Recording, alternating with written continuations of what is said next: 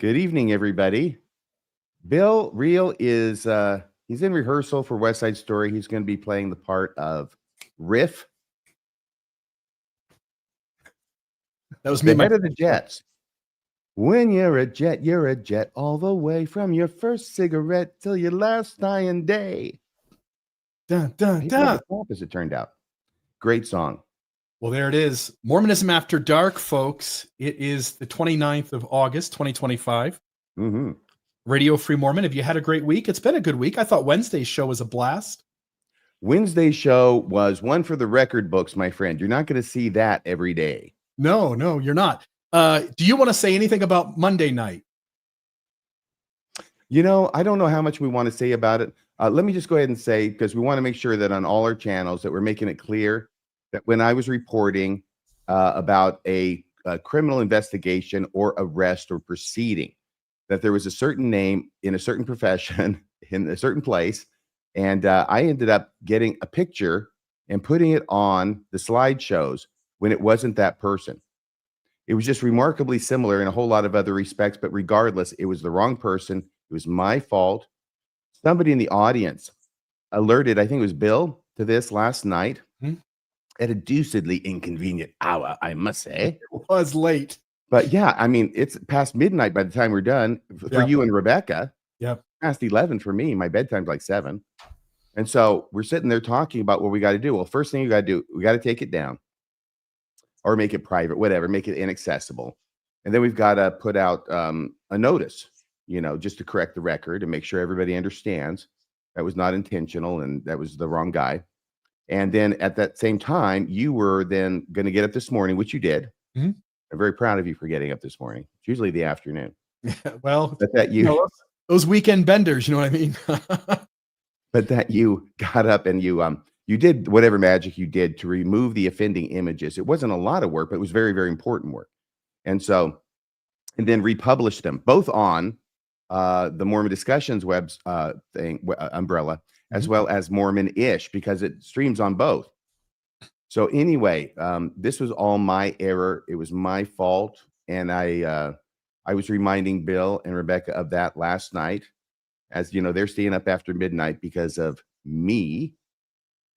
And so I want to apologize to them. I want to apologize to the person whose picture I got up there wrong, and suggest a name change, perhaps, because you got a very similar name and profession as the guy that you probably don't want to be confused with.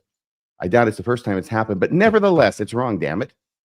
And it's my fault. So sorry about that. And it's not going to happen again. And I'll just say, we'll for sure say something on the next Mormon newscast, and we'll say something on the next Mormonism Live, because we hadn't said it there yet. We want to make sure everybody knows. But this is my walk of shame, and deservedly so. This has happened to all of us. We've all had to issue retractions. There's been moments where we've had to go back and do something because we make a mistake. So two things. One is I want everyone to notice what vulnerability and honesty look like, accountability look like. When you make a mistake, you just own it. And whatever it is, the half dozen times over the 10, 12 years that we've done this, we've quickly tried to be accountable to those things. But I will say, once we make the announcement on the next two shows, heretofore forward, we consider the matter closed. Oh, yeah. Yeah, nobody gets to talk about this anymore. We control when the conversation begins and ends, and it ends now. As the offenders, exactly, we decide, not the victims. Exactly. The offenders decide when the matter is closed. No questions. All questions must be submitted in writing, and none will be answered. Absolutely brilliant. And if your Mormon friends wonder why, just tell them we're following the prophet. We're living the law of the Lord. Here we go. Mormonism After Dark. What a great show. We're grateful that all of you folks are here to join with us. I'll let RFM share what's going on in tonight's show. But before he does that, I will just say, if you want to join the show, if there's some point in the show where you want to pipe in and share a little comment, I'm going to put it down there. We won't have you on for very long. You'll have to just jump in, make your point, and we'll just, we got a lot to cover tonight. And we have several guests. Yep. And basically tonight we're going to be shitting on Jacob Hansen. This would be called the Shitting on Jacob Hansen show tonight. And as you might guess, we're going to have to help us shit on Jacob Hansen, Colby Reddish, the shitter in chief on Jacob Hansen. Hey, Colby, how you doing? Good evening. Thanks for having me. This is one of my favorite topics to shit on. Well, you look very, very well dressed for your bedroom, I must say, in your Well, you boudoir. told me I had to wear a suit on a Friday evening. Thank you. Actually, I said formal. Obviously, you thought I meant semi-formal. Yeah, clearly. That's okay, because, hey, I appreciate that. It's a Friday night. We've got Bill doing his version of gangsta formal. All right. Well, I that's don't even know what that means. I think he gave me all the fingers at once. WWE wrestler named John Cena did that as his walkout bullshit. So, okay, thank you. Me doing a little something too. Thank you for explaining that to me. Other people probably got that, not me. For all the WWE fans out there. What the heck was that? Shut up. What? Do you have a woman with you, Bill? I've got the Amazon thing. Okay. I say her name, then she talks again. So from the Isle of Lesbos. She's not male or female. She's just Amazon's AI device. All right. Well, Colby, we're so glad you're here, and you're dressed to the nines. You look great. Thank you very much. I'm just wondering, that tie, can I get a better look at that tie? Because I'm thinking maybe, I don't know, was that given to you as a present? It's a mission tie, actually. That's why it's so wide. It looks like you went on the mission in the 70s. If my ties on my mission weren't older than me and made out of polyester, I was not going to wear them. That one came from the 70s. Was that like a deal that the missionaries did where you were? Yeah, in Arizona, you could actually go to a thrift store in downtown Tempe and get an entire bag of ties. I've got a photo on Facebook of me and one of my mission companions when we bought 3 of them and just swam around in ties like Scrooge McDuck. That's amazing. I think I recognize that tie. I think that was my tie on my mission. I wonder where it got to. Okay, and also to shit on Jacob Hansen. Okay, I'm sorry. This is Jim Bennett. Jim Bennett is an observant member of the Church of Jesus Christ of Latter-day Saints. So we're going to clean up our language and just talk about, with Jim, it's going to be pooping on Jacob Hansen. Pooping, that's correct. Every party needs a pooper. That's why we invited you, Jacob Poopa. I write songs, and one of my most popular songs is a song called "The Miracle of the Christmas Poo." You sang it on our show, Christmas Eve, a couple years ago. That's right. Yeah. So poo, I'm really comfortable with poo as a motif. Good, very good. Okay, and now we've got somebody else, by the way. Yes, and you also like to wallow in your own crapulence. Yes. However, we've got someone very special on, even more special than Jim Bennett, you say? How can that be? Even more special than Colby, dressed to the nines in his boudoir? How can that be? Well, we've got someone, and this is what I was teasing for Wednesday, and then it didn't happen. I meant to do that. That was a lie. Just to increase your appetite for what's going to happen now. Because we have back on this stage for the very first time, back again for the very first time. And hang on a second here, I've got this. Here we go. This is equivalent to somebody in a baseball cap appearing to a bunch of people, possibly in South America. That's where it looks like, although it could be up in, I don't know, around New York. You're discounting all the Heartland model folks out there. All those Heartlanders are pissed at you right now. You're making this a Mesoamerican geography. Yes, well, only for this next person, not for Jesus. Okay? Because Jesus can show up wherever he wants, but cultural hall has to show up here and now. And if we can get that thing off the screen, because we've got so much stuff going on here. There he is, Cultural Hall. Hey, what's up?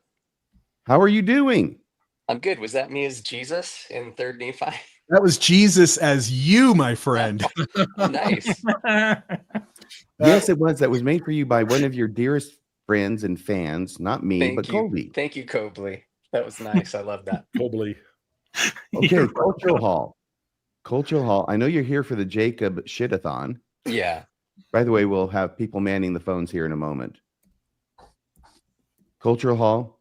I think a lot of people out there actually like you, and they miss you. They appreciated what you used to do before it was ceased. Taken too early. Yeah. Only the good die young, that whole thing. But I think a lot of people would probably like to know as much as you can tell us about what you've been doing in detail since, I don't know, the hatchet job happened. Sure. Should we tell everybody? Yeah, I mean, Colby, can you tell the audience what happened? And then Culture Hall, you'll tell us, because maybe everybody doesn't know. Okay. You want me to tell it? Yeah. So cool. You tell it. So I'm trying to think of how to say this. So there's this super mentally well-adjusted YouTuber that came after our friend Cultural Hall here, that resulted in Colch taking a step back from his channel, which made me very sad because he was my favorite Thursday night hangout. It made the whole I was the internet only cry. Thursday night hangout, by the way, Colby. Yes. And the thing that really pisses me off is you stopped right after part one of a two-part episode dissecting and hate watching the debate I was in with the midnight morons. I was 90% done with part 2 RFM. Damn it. You see, I won. Okay. This really pisses me off. Now, Cultural Hall, now that everybody knows who you are and how wonderful you are, what have you been doing with yourself? You know, I've just been living life, RFM. I had a chance to step back from things, and I kind of disconnected from YouTube, and I popped up here, and Mormon content and ex-Mormon content, and it was a nice break for me. I partake from time to time in the ex-Mormon content. I'll jump on and watch a little, but I don't even, I used to hate watch Word Radio and Thoughtless Taint until Jim gave me a reason to listen to Jacob for 2 hours. I hadn't heard that whining bitch voice in a long time. So sorry. So yeah, no, it's okay, Jim. If there's a reason to get back into it, that was well worth it, I would say. So I'm happy to be here to revel in the glory of your conversation with him, because he took you by surprise the first time you had a conversation with him, but you were ready this time. Tell us about that first time, Jim Bennett. I'll tell you about the first time. Well, I was invited by Stephen Pinecker to have a discussion with Jacob Hansen, and it's not possible to have a discussion with Jacob Hansen. Jacob Hansen, every conversation has to have a winner and a loser. And I went in there thinking we were going to have a conversation. And then it became very, very clear that all he was interested in doing was sort of scoring points. And it is the legends of that conversation are vastly exceed the actual experience. If you'll talk to any of Jacob's minions, they'll tell you that I sat there ripping my hair out and screaming at the top of my lungs. And at the end of that conversation, I said to Stephen Pinecker, I'm not sure if I'm comfortable sending that out. And he said, well, I'll do whatever you want to do. And I said, well, can you let me just watch it? And he let me watch it, and I watched it, and I went, okay, I'm a whole lot more reasonable, I think, than I felt. I mean, I was so deeply frustrated with all you did better than you thought. He was trying to back me into that. But I think the actual legitimate conversation doesn't live up to the legends. But this time around, I thought, okay, I have a reason for why I want to talk to Jacob Hansen, and I sought him out. You went looking for a fight. I was looking for a fight, and I had one objective, and that was to give a name to what Jacob Hansen has been doing. And that is that Jacob Hansen, in the name of defending the church, was attacking the church. And I thought it was clear as day, and I wanted to just highlight that. And I went into it knowing that he would continually try to back me into all of the different corners that he tried to back me in the first time.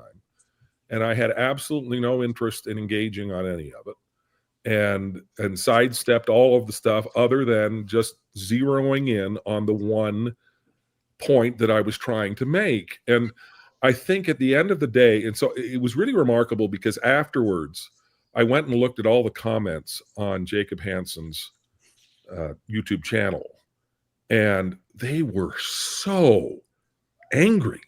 They were so furious with me in a way they weren't the first time. And I thought, well, geez, that's kind of surprising. I mean, and it's really fun to read that, the people can see the darkness in my soul, the light gone from my eyes, Jim, I thought you were just tired. No, well, all those time doing satanic rituals really can take it out of you. But it's what finally dawned on me was And RFM, I think I talked to you about this offline. It's the old legal adage that if you have the facts on your side, argue the facts. If you don't have the facts, If you have the law on your side, argue the law. Argue the law. And if you don't have the facts or the law on your side, I'd always heard it as pound the table, and you told me it's throw sand in the air. Yes, or play the tuba. Or play the tuba. I just made that one up. What I saw as a result of all that was a lot of table pounding and a lot of sand in the air. There wasn't really any way to refute the point I was making, which was a very simple point. And so it all became about Jim Bennett is the worst person in the world, and I hate Jim Bennett, and I can't stand Jim Bennett, and Jim Bennett's lights gone, and it just became clear to me that that's all they had left. Because, and so at the end of the day, I mean, I didn't go in there to poop all over Jacob Hansen. I'm using, again, the delicate words so that I don't sound nearly as evil and vile as all of you. You can folks. say shiz, Jim. That works. Shiz. Shiz. The widow from Parowan appreciates it, Jim. Go on. I'm sure she does. Do you have a lot of widows from Parowan watching this? Tons. You'd be surprised. I didn't even know there were that many. So my goal really is not to attack Jacob Hansen. My goal was to put a name to what he was doing and make it harder for him to do that in the future and get away with it. And I think now that all the smoke has pretty much cleared, I think I've accomplished that.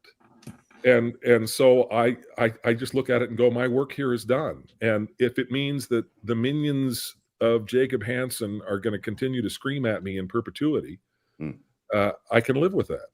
This house is clean. So basically, the thing you wanted to get across to Jacob Hansen is that his continuing criticism, I want to put it in the most accurate terms I can, his ongoing and previous criticism of the church picking Aaron Sherinian to be the director of communications a year and a half ago, a little bit more now, means that he's criticizing the people who put him there, who made that selection, which are the brethren, and by so doing, he is not sustaining the brethren.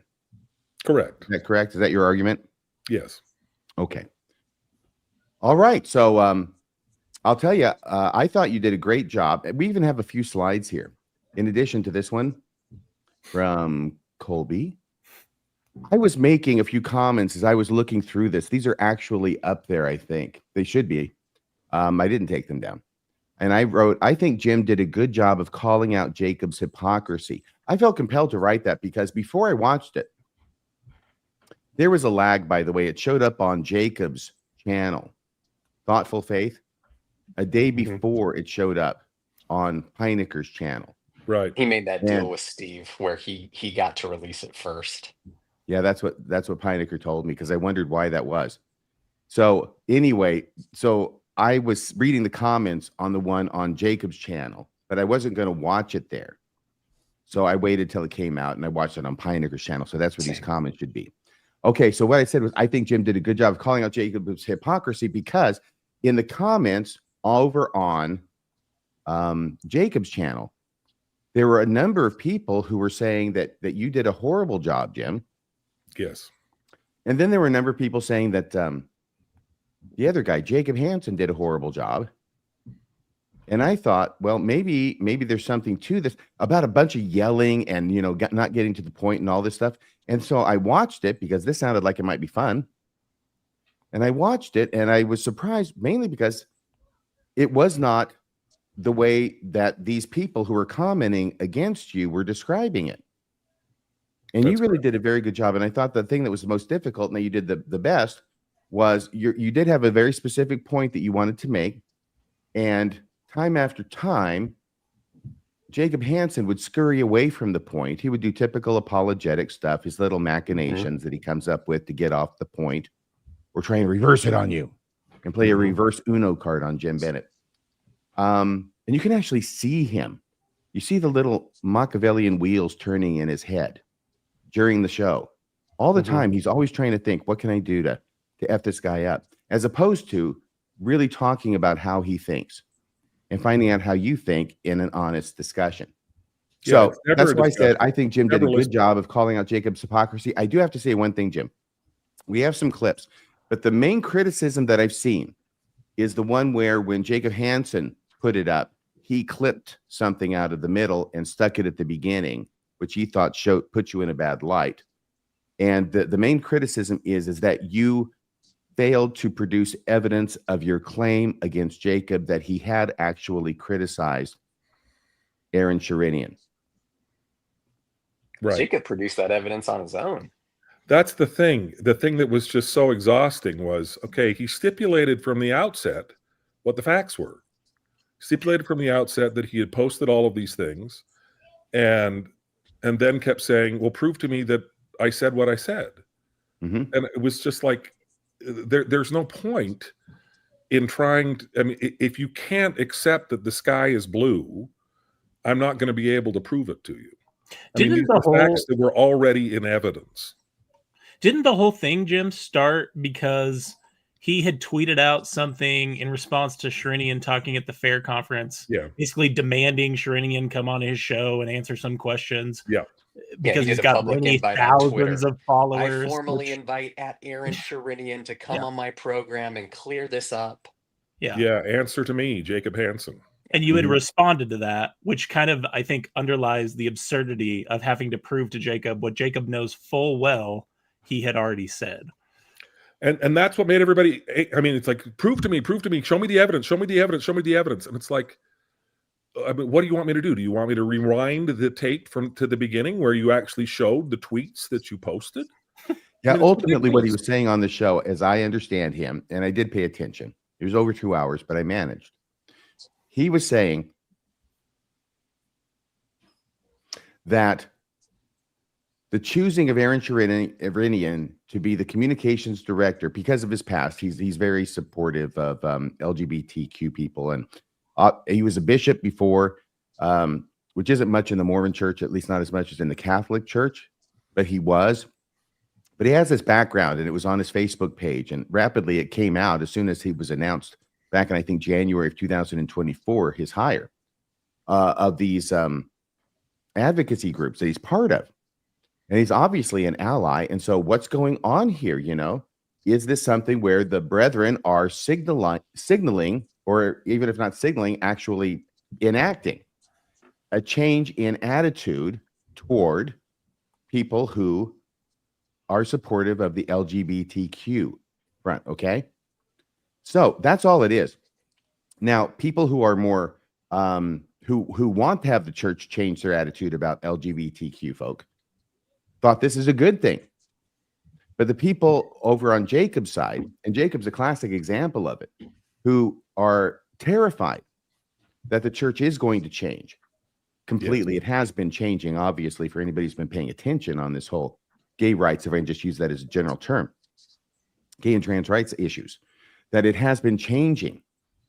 But the fact that it might actually change to the point where gay people and trans people are accepted in the church on an equal footing and have all the blessings available to them that anybody else has in this church terrifies Jacob so much that he's afraid that someday his homophobia and transphobia will be on the outside of the church.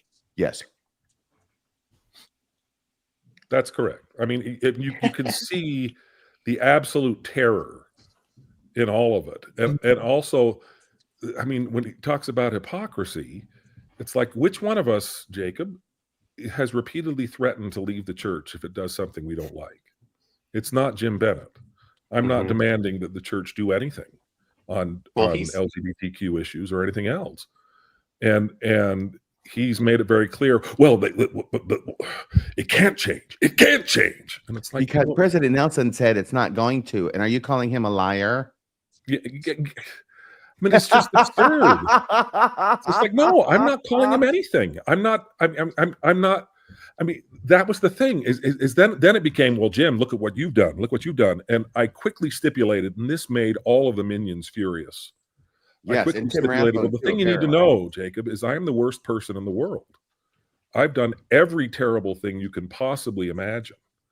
Yeah, that was a good tactic that you kept coming Yeah, back. Well, the self-deprecation. I'm the When you worst. tried to make it You're about right. you, you said, "Okay, I'm guilty."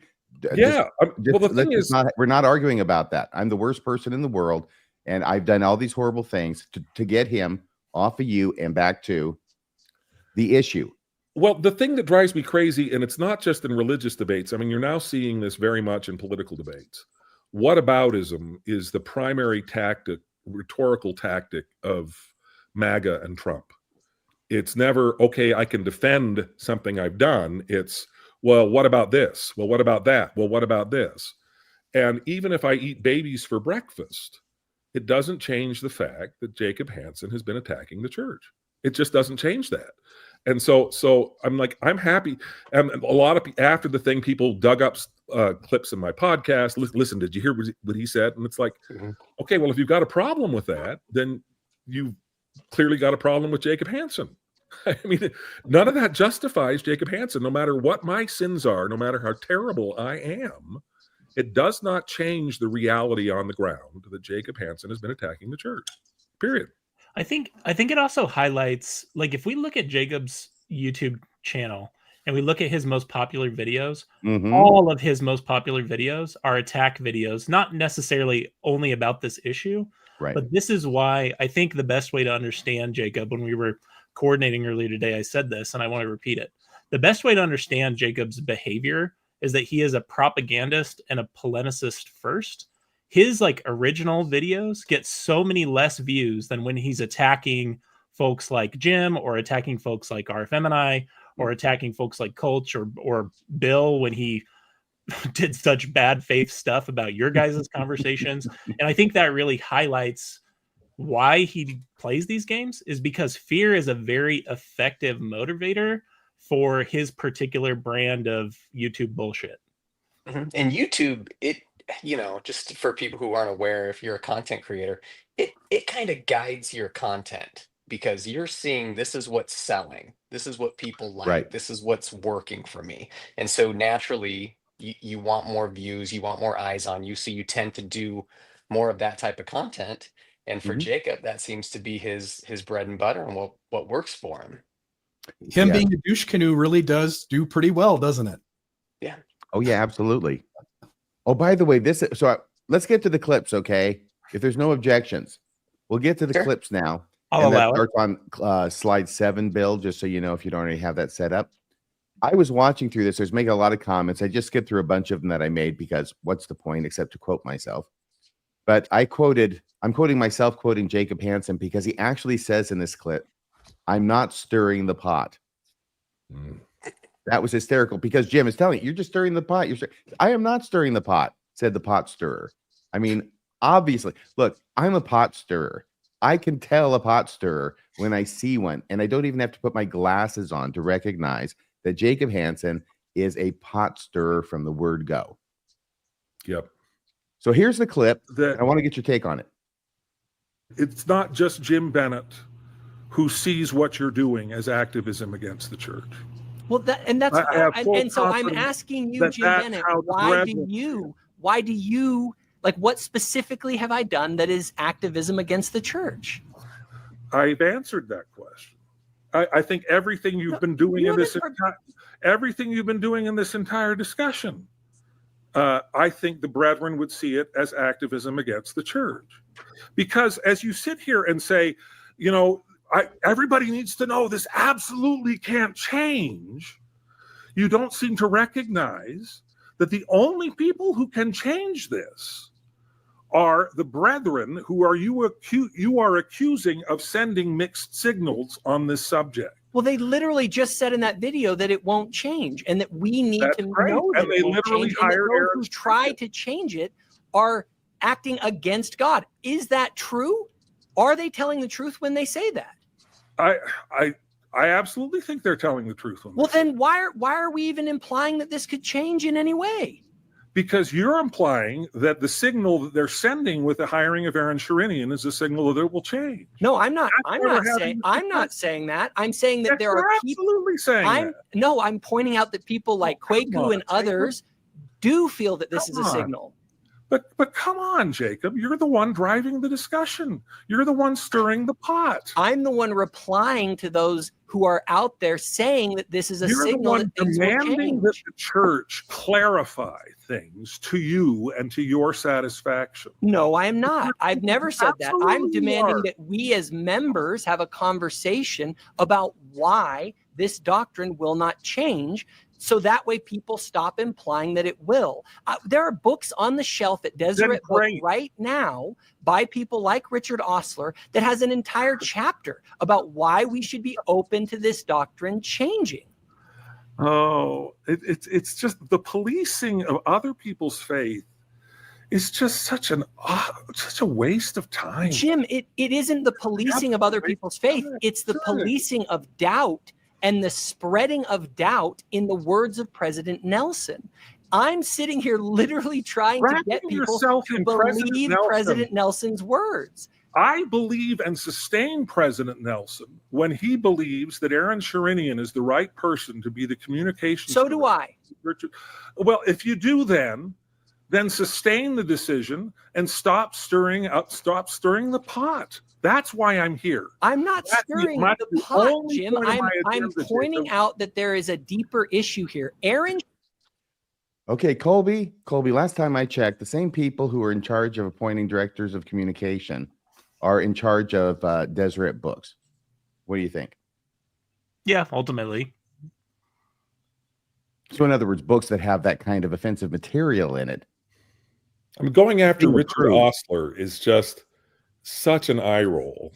That's Jacob breaking out the hits, Jim. That's like all the oldies. He's like, okay, let's break out Deseret Book. Let's break out Richard Ostler.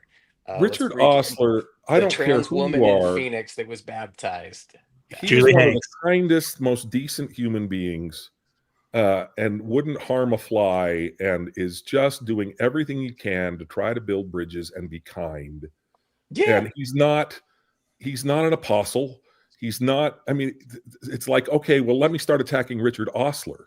But his books are being sold at Deseret Book. His books are being sold at Deseret Book, and that is the part that Jacob finds offensive.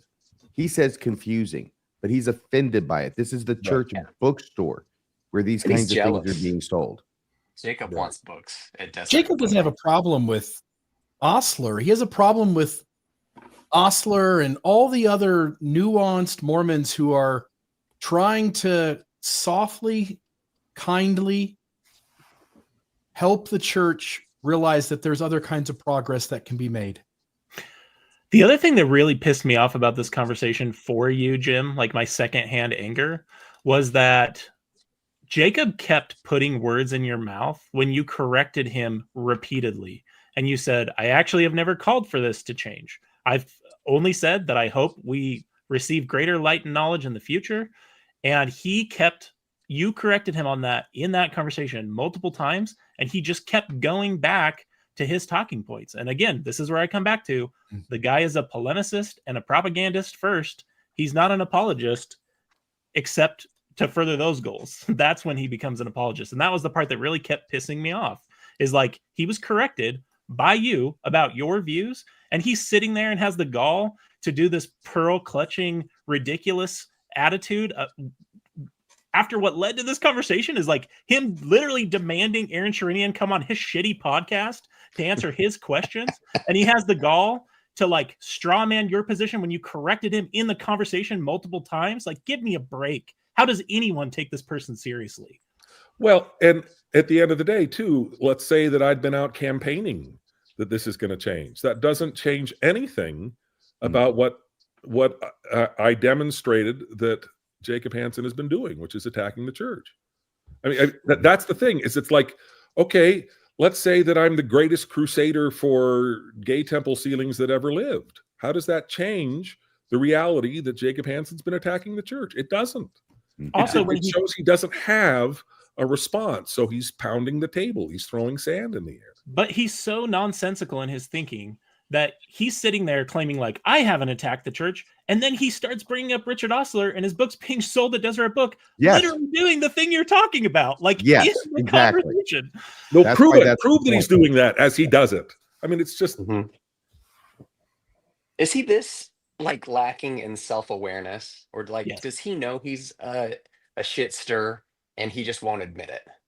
I think to what Kobe said in the Alex O'Connor interview, you can see Jacob looking at his computer monitor the whole time he's talking, and he's simply picking out his next talking point. And then the only thing he's doing is, how can I take what Alex is asking and move it to the thing that I want to talk about? Right. And so I think there's an intelligence to that, of working in the shadows to manipulate a thing to be what you want it to be, instead of what the interview is supposed to be. And so to Kobe's point and to yours, I think there is some intelligence there, but because he never answers the question, he sounds like a moron. The other data point on that, Bill, is when Alex was asking him some hard questions about the Book of Abraham, he would not commit to one theory or the other. He first started with missing scroll theory, and then when Alex basically, explains back to him in plain language why that's absolute nonsense, he pivots. Like Jacob used, and he did it in their Jubilee conversation too, because first they had a conversation on Jubilee, then they had a conversation on Alex's podcast Within Reason, and Alex asked him a very simple question about animal suffering when they were on Jubilee, and Jacob would not answer the question. Like he said, I don't know, to some question about animal suffering, conveniently, because Jacob does not want to actually answer the question until he knows, like for debate purposes, what he's admitting. He is not an honest person when he's having these discussions. Right. To come back to Jim's opening point, he does look at every single exchange as an interaction to win, not to have an honest conversation. Yeah. And I think we'll see more of that in a few more clips that we have. This is another comment I had made. I've interspersed them between the clips. Jacob is too busy engaging in his little deceptions to have a good faith discussion. And now we go to the next one on slide 9, Bill. All right, here it is. Sherinian is not the subject of, like, I don't care that much about Aaron Sherinian. I care about the underlying division in the church. You obviously don't care about Aaron Sherinian because you have no idea the amount of damage you've done to him personally with the kind of things that you've been doing. Jim, I don't know Aaron Sherinian from Adam. You're right, you don't. And I'm not commenting on Aaron Sherinian. I'm commenting on the fact that right now we have a deep division in the church. And that division centers between those who believe President Nelson when he says this will not change, it cannot change, and those who don't. And for someone to turn around and tell me that I'm engaging in activism when I support the prophet, he's saying you don't support the prophet's decision. Yes, I do, Jim. I can say it till I'm blue in the face. I support the prophet's decision to hire Aaron Sherinian. That is his decision to make, and I support him being the one that makes that final judgment. You're trying to pin me at something that I'm not. It's just so exhausting. Exhausting, Jim? I made the point. Wish I had expanded on it in the actual discussion. I made the point later on Twitter, where I asked him in the discussion, do you think that Russell M. Nelson appreciates what you're doing? Oh, he sidestepped that one. And it was just, and I said, okay, imagine you're Russell M. Nelson. And it's not hypothetical. It requires empathy, which I don't think Jacob has a lick of, which I think is really the core problem here. It's okay to actually ask hypothetical questions in court. Is it? Well, yeah. Well, very good. I was going to point out, Jim, that he did have a point there. He said, you're trying to pin something on me that I'm not, and you were trying to appeal to humanity and empathy. And I do agree with Jacob. He has neither of those things. He has neither of those things. But imagine you're President Nelson, and I don't know at what point President Nelson entered into the decision to hire Aaron Sherinian. I do know that those decisions are not made without the express approval of the First Presidency and the Quorum of the 12. Mm-hmm. He was aware of the decision. And the fact that he's still in that position means he sustains that decision. So you're President Nelson, and you make this decision, and the buck ultimately stops with you. And out goes Jacob Hansen saying that he knows something President Nelson doesn't, that he has a better understanding of whether or not this is a good idea, and that President Nelson's if you're President Nelson, do you say, boy, I sure am grateful for that Jacob Hansen pointing, and he's doing it in the name of sustaining President Nelson. I'm doing this because President Nelson says this can't change. So if you're President Nelson, do you sit there and go, I'm so grateful that somebody's pointed out how inconsistent and wrong I am. And I really hope he goes out there and second guesses everything I do and does so in my name and saying he's defending me while he does it. I mean, it's just so clear from a logical perspective that there isn't a human being alive who would appreciate that kind of behavior. No. Appreciate being second guessed like that. It too, Jacob. Bill, what do you think? If you're going to have Aaron Sherinian get hired, it's obviously going to come up. They're going to do background checks on people at this level. It's going to come primary out. Teachers, right, Jim? Whoever went out to pick him, either A, had a directive to go find somebody who is LGBT friendly, because there's some reason for that, or the person doing the hiring comes back to Nelson and says, hey, the best candidate out there is this Aaron Sherinian, but you need to know this. This is his background. Are we good to move forward hiring him? Yes. And those are the only two possible answers. The other one is that the brethren are completely incompetent and just kind of hired him blind. So is the hiring department. So is anybody responsible for doing any kind of check on who somebody is and what they've been arrested for. I get it. We don't do background checks on bishops, but as sure as hell are doing background checks on people at the highest levels and in the inner workings of the church who are going to sit in on meetings and know the absolute inner things of where the decision processes are going. Well, and when I first met Aaron Sherinian, and who's the bishop in my father's ward as my father was dying, we had discussions where he had turned down the church multiple times. They've been pursuing this guy for a very long time. They knew that this was the guy who had was perfect for this position. The idea that this pursuit was happening and that they were not aware of any of this is just mind-boggling. And Jacob has to figure out some way that the brethren could somehow be okay with Aaron Sherinian not being as bigoted as he is. And so I think we're going to have a clip later on where he just kind of goes, it's like, well, maybe it's this and maybe it's this, but it's like, the reality is they know who he is. And they, even if they didn't know beforehand, which is a ludicrous proposition, I think, they know who he is now. And he's still in that position. Very good. There is no way around the fact that clearly says that whatever positions he's taken are not disqualifying in the eyes of the brethren. Did he or Fair go rogue to ask him to speak at Fair? No. The church said, Aaron, we sooner or later we have to unveil you. Go do the interview at Fair Mormon. Because other than a picture sitting at a table in some meeting, we haven't heard one tidbit of anything that he said, done, been at, or worked on. Well, but that's his role. Yeah. I mean, his role is not to explicate doctrine. His role but is it's certainly to make announcements as the official spokesperson for the church.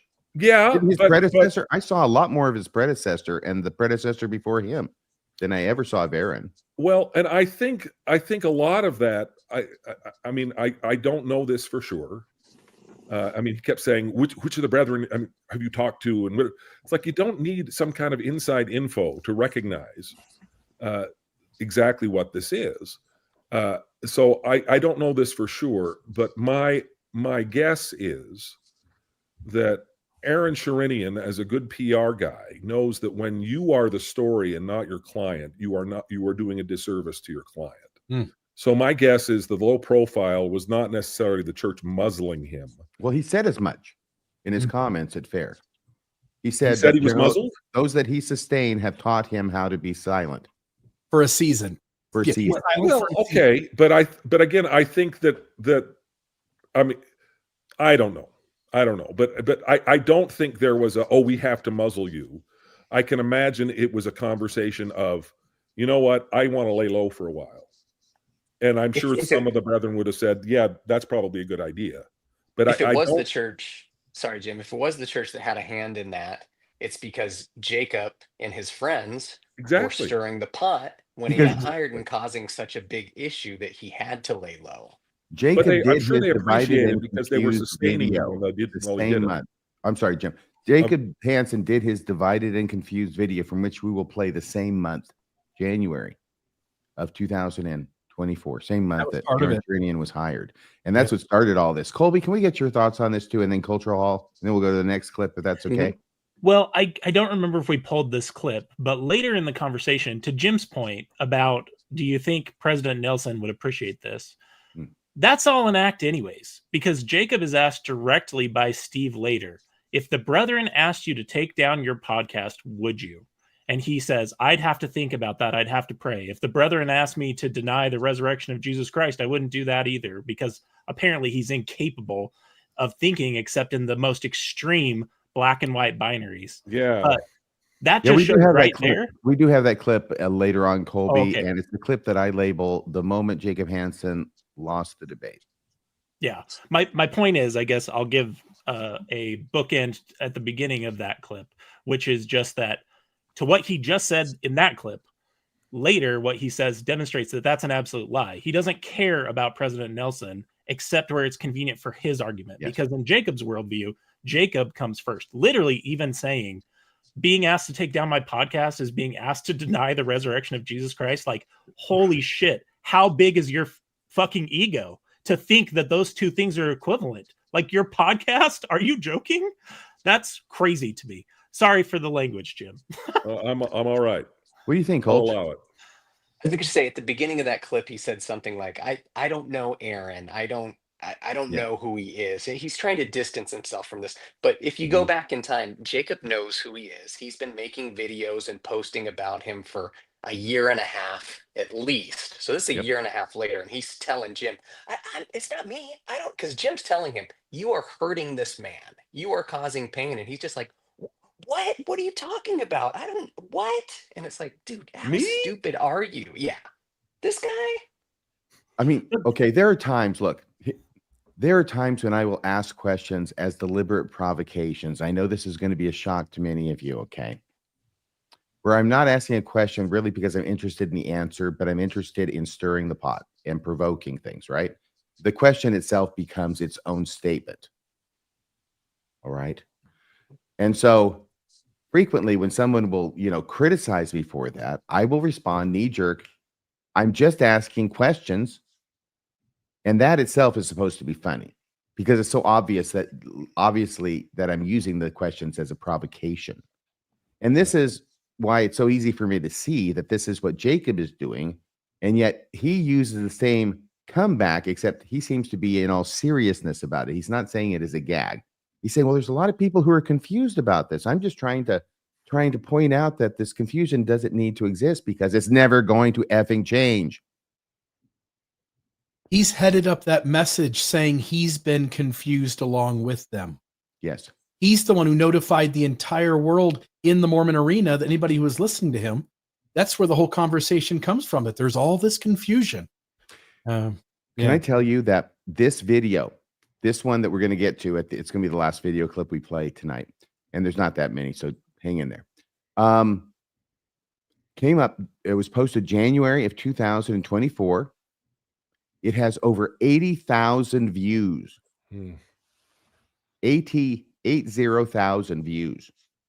And over 3,000 comments. And I went to the newest comments, which was within the last 24 hours, I think, when I looked at it this morning. And I didn't read all 3,000 plus, okay? But I read the first few that came to my view. And over and over again, he is finding a sympathetic chorus, sympathetic to his views, that the brethren, the leaders of the church, are engaged in treachery and or other members of the church are engaged in treachery and treason against the leadership of the church or against the principles that have previously been espoused, it is because the President Nelson says stuff like this, that it's never going to change the church's stance on gay marriage. Okay. It's never going to change. Never going to change. Never going to change. Yep. Those black people never going to have the priesthood. They're never going to be able to go to the temple. Okay. No, not going to happen. But he's saying the same thing.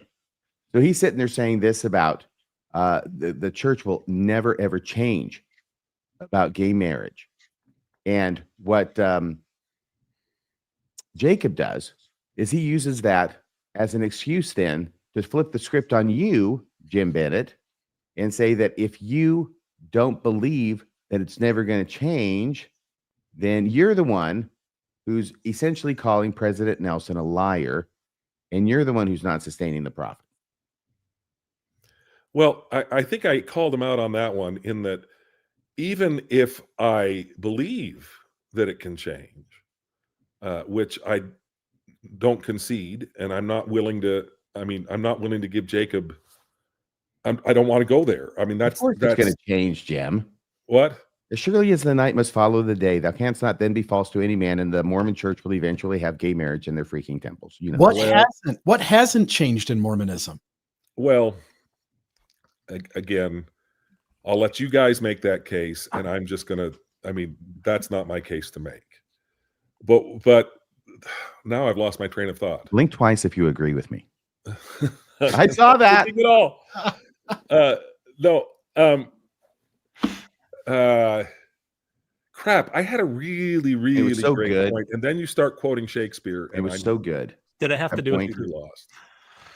No point you could make at this time would be better than the 2 eye blinks you just gave us. I didn't give you 2. I gave you 1 and then went like this.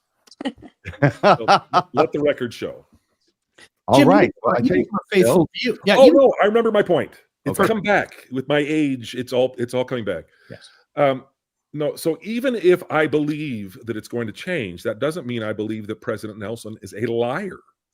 For President Nelson to be a liar, President Nelson has to know it's going to change. You'd have to be able to see around corners. Yeah. Well, but President Nelson absolutely believes it's not going to change. I don't think there's anybody who disputes that. I certainly don't. He knows it's going to change. He's not a liar. He's just trying to hold off the tide as long as he can by saying it's never going to change. He's just trying to cement it so it'll last as long as it possibly can. Same thing with Elder Oaks. Who agrees with me by show of hands? Yes, but Jim is entering this conversation believer to believer. Yes. And so the argument, you're right, RFM, but the argument has to be framed a different way, which is, even if you just, the prophet's a good man, he's got a good heart, he's doing the best he can, he's doing what prophets do, he doesn't have to know it's going to change. It can still change later. You can still hire people and be willing to listen to smart people who have had experience in arenas that you disagree with and take those ideas and consider them. Point taken. So then I would say to Jacob, okay, well, according to current doctrine, as soon as President Nelson breathes his last, nothing he said makes any difference anymore. I think the closest analog we could look at to Jim's point is like, is he lying even if it does eventually change? Like before Boyd K. Packer passed and he gave that talk in 2010 where he went off script, was he lying? I don't think so. I think he honestly probably believed that. I think he believed those things he said. That doesn't mean he's right. And it doesn't mean that President Nelson is right, but I don't think he's lying. I think he probably sincerely believes those things. And this is one of those polemical tricks that Jacob generates. Yeah. And I was just going to say, let's not forget this man is 100 years old. Like we cannot conceive of how much has changed in the last 100 years. They changed free agency. Jim Bennett, when you were 25 years old, did you ever think Mormonism would go free agency? No. We don't actually do that anymore. We do moral agency or representative agency, and it's a little different. Did you ever see that coming? No, and I don't really even understand it now. I don't really understand. I mean, neither does he. Don't worry. So, I think you need to pray about it. Okay. Free agency. I'll get right on that. Next clip. All right, here we go. Thank you, Kolabi. Shirinian is not the subject of, like, I don't care that much about Aaron Shirinian. I care about the underlying division. This is the other one. one. Yeah. Give me a second. We Sorry. just saw this, right? Yep. No, Here it no, is. I think this is the next one. Is this the third one, Bill? This is the second one. I'm super sorry about that. Well, that's okay. I'll apologize in John Dolan fashion and be super sorry. Here we go. Jacob repeats himself a lot. It's an understandable mistake. Church. So the idea that the brethren do not intimately know everything about Aaron Shirinian, probably far more than any of us do, that the brethren do not fully support Aaron Shirinian and support that decision and support keeping him in that position. If you're concerned, oh, but the brethren have to tell me why this isn't a signal that things are changing. If this is a signal that things are changing, I don't think that it is. I've never said that it is. But if that's how people are interpreting that, you don't think the brethren are aware that that's how people are interpreting that? Do you think they need Jacob Hansen to go all over the internet and tell them, hey, what you're doing is creating this confusion? Because they're the ones, Jacob, who are creating the confusion. Mm-hmm. They're the ones you have a problem with. No, look, if they think I'm just pointing to your problem is with the idea that Aaron Shirinian's hiring is being interpreted as a signal, and that the brethren need to somehow be made aware of that, or that needs to be called to their attention. I'm not calling anything to the attention of anyone except for I'm calling it to the attention of the general discussion between members online. I'm not petitioning the brethren. I'm not doing any of that.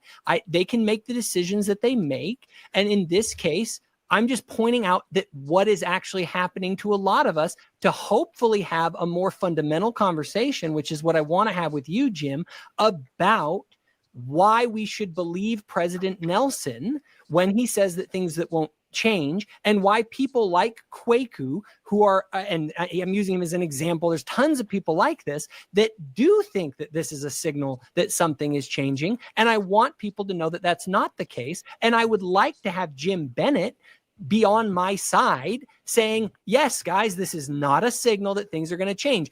I, too, believe President Nelson, Jim Bennett, as Jim Bennett, believe President Nelson when he says that this will not change. And so, Cultural Hall, I'll go to you first with this question. You ready? Sure. So, Jacob Hansen says that all he wants is for all of us to have a conversation about why it is this doctrine's never going to change. What's wrong with that? You tell me. What are your thoughts? What are your thoughts because on that? The conclusion is assumed in the question. Yeah. Right. It's a leading question. It's kind of like all the questions that you find at the end of the teacher's manuals in the LDS church to ask the class, right? The students. It's not has the atonement meant anything in your life? It's how has the atonement blessed your life? You see, the conclusion is included in the question. So he's happy to have a discussion as long as it's about the conclusion that he wants everybody to reach. Anything else about that, Cultural Hall? No, it was just tough listening to his voice. What about his video? Voice? I think he has a charming voice. Oh, you're being facetious, yes? Well, I saw something. Was it yesterday? I saw something yesterday that was worse sounding than his voice. It's the scene in Jaws where Quint makes his entrance. There is one. You remember the part in Dumb and Dumber when they say you want to hear the most annoying sound in the world, and then they made it. That's Jacob's voice to me when I hear it. Okay. Yeah. Okay. All right. So Colby, let's go to you. I just think it's funny that he uses Kwaku as like this super serious person whose opinion he needs to correct and care about. Like, this is the guy who just, and I actually thought the song was kind of a banger, Kwaku, but this is the guy who just dressed up like a clown and released like his first music video. The desert. Yeah. Like this guy's just desperate for attention. Like, I don't understand how you could see it any other way. Like, I know the clown video, actually, I have inside word that it was actually made several years ago, and it was made immediately prior to his involuntary commitment. True story. Jim, what do you think? Well, just one of the things that drove me crazy then and drives me crazy now watching it is that it's not enough that members of the church behave in a way that sustains the brethren. Jacob's angry that Kwaku believes something. Whether or not Kwaku is doing anything about it, just, I mean, what he's thinking internally is just so offensive to Jacob that it needs to be corrected. I mean, members of this church can believe and do believe all manner of wacky nonsense. And if they keep it to themselves, nobody has any problem with it. If Kwaku wants to believe this is going to change, if Kwaku thinks that vaccines, he doesn't. I don't think Kwaku's an anti-vaxxer. So when you're talking about Mormons believing all sorts of crazy things, you are or are not including angels and gold plates. Well, fine, angels and gold plates. They like you to believe those kinds of crazy things. I think that's an excellent point, Jim. But let's remember, Jacob said he's not policing people's faith. He's not policing people's faith. He just cares a lot about what Kwaku believes, and he wants you to believe exactly like he does. But he's not controlling anybody's faith. That's not his so job. important that the brethren have to answer to him to make sure that Kwaku believes the right thing. He just wants everyone unified, Jim. But you have to unify behind his opinion. That's the way you unify. Once again, this is actually correct. I'm just saying that it's not a lot of mind reading. It is in his words, even though he tries to cover it up and give it a different spin, like Colby is saying, right? This gets underscored completely when the question is asked brilliantly by Stephen Pinecker, by the way. This is a Steve Pinecker show, Mormon Book Reviews. I need to say that, where this happened and from which we're playing clips. But Steve's going to ask this incredible hypothetical question, right? And the bottom line is if President Nelson told Jacob Hansen, I don't like what you're podcasting about and I need you to take it down, he said he wouldn't do it. You'd have to think about it. No, and then he elaborated to no, he wouldn't do it because he's speaking the truth, and therefore the true prophet wouldn't tell him to take down the truth. I think this is worse than you guys are saying. The brethren, Jacob's announcing to a segment of Mormons that there is confusion in this Mormon space. There's a mixed message. And once he says it, now the brethren now are hearing that there's confusion out there. They could solve the confusion. They could step forward and they could answer the questions. They could lay out what they're thinking. They're not doing that. And he's still, it's another degree further. It's because now he's holding a view that they're not even correcting once they understand what the problem is. It's one thing to do something. It's another thing to be told, hey, what you're doing is causing a problem. And then to go, oh, let me resolve that. Let me answer the questions. But the brethren won't. And Jacob can't accept that the brethren don't want to address this. They're going to leave it alone. So he's got to keep nagging at it because he can't get anywhere with it. They're not going to resolve his concerns. Yeah, he's making demands on the church. He's attacking the church as a result. And he's going to keep stirring the pot until they resolve his concerns in the way he wants them resolved. Yeah. And he frames it as a conversation amongst members, but we can all read through that bullshit. And we can have a conversation about why it's never going to change, but that's it. Not whether it will change, but why it's not. That spoke volumes, I think. Ready for the next clip, everybody? Okay. And this is going to be, I think, oh, hang on a second here. Oh, yeah, this is another comment of mine. Jacob Hansen, disingenuousness has a new name. And now for the next clip on slide 11, Bill. I cannot hear this. Let's just say that the brethren do not appreciate what you're doing. They look at you as being an activist along the lines of Kate Kelly or Sam Young. Also, let's just say, well, let's give you a real contemporary example. Recently, Michelle Brady Stone was asked to remove her YouTube channel because they viewed her as being an activist against the church. And she did. If your stake president and or bishop were to approach you and say, Jacob, we'd like for you to take down your channel or take down these videos that question the brethren regarding Aaron Sherarian, would you do so? I'd have to think about that. I honestly, it's a hypothetical. It's a hypothetical situation that honestly, it's like, would you believe the brethren if the brethren told you that Jesus didn't rise from the dead? It's like, no, I wouldn't, because my ultimate loyalty is to Christ and to the truth.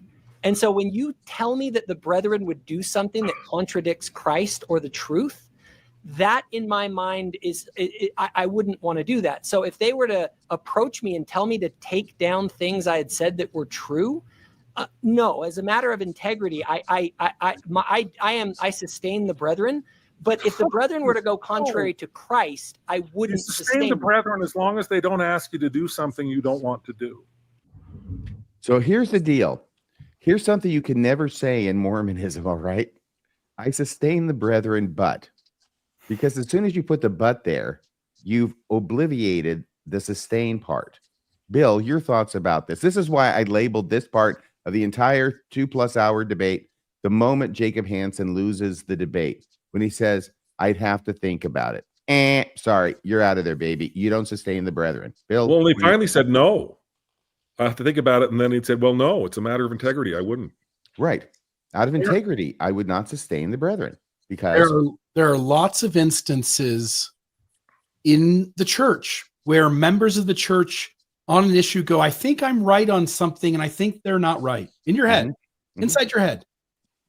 What Jacob, and who knows who's really right in any situation where both people truly think they're right and they have a reasoning for why they do it. Both people inside their heads think they're the ones tapped into reality and they think the other person is being absurd.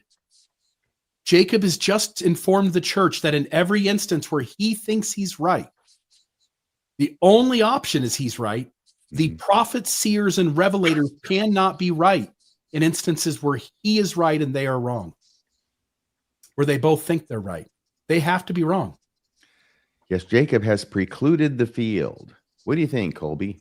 That was going to be my entire point, Bill, is it is so interesting to watch him be asked that question and watch in real time a grown-ass adult be incapable of recognizing that he might be wrong.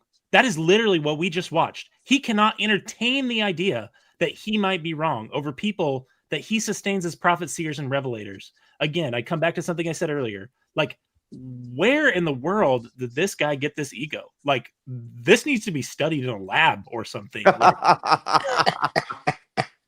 He's a doctoral dissertation in abnormal psychology waiting to happen. And you nailed that there at the end, Jim. Like chef's kiss, no notes. You said you sustain them as long as they don't ask you to do something that you don't want to do. And the thing that really irritates me about this, when I was a believer, I was much more a New Testament guy than a Book of Mormon guy. This is like, there's scriptural precedent for like this exact situation where Peter and Paul disputed about the role of Gentiles in the early church, right? And the vision that's in, is it Acts 17 about taking the gospel to everybody? Like, things change. What's that? I think it's Acts chapter 10. No, that's the Jerusalem conference. Never mind. Yeah, I think it's Acts 17. But people know the story I'm talking about. When Peter's shown this vision, it completely changes the way they were proselyting the gospel. They were wrong. Doctrine and Covenants 19 is the exact same thing. They were wrong about what we thought eternal punishment was. This is the whole pitch of I don't believe in it anymore, but this is the whole pitch of Mormonism, is anything can change at any time. And to entertain this idea that like, no, there are these things that can never change and we know them absolutely. It's like, what reality are you working in? Like we've said, this church has changed basically everything over time. And there are people who find a way to reconcile that with their faith, like Jim, and there are people who don't, like the rest of us. It doesn't matter. The point is that there's like scriptural precedent in this system to correct Jacob's like insane ego, and he can't even see it. It's amazing to me. Why is the church changing on this so dangerous to him? Because he'll leave the church. Because the centerpiece of his faith is bigotry against LGBTQ people.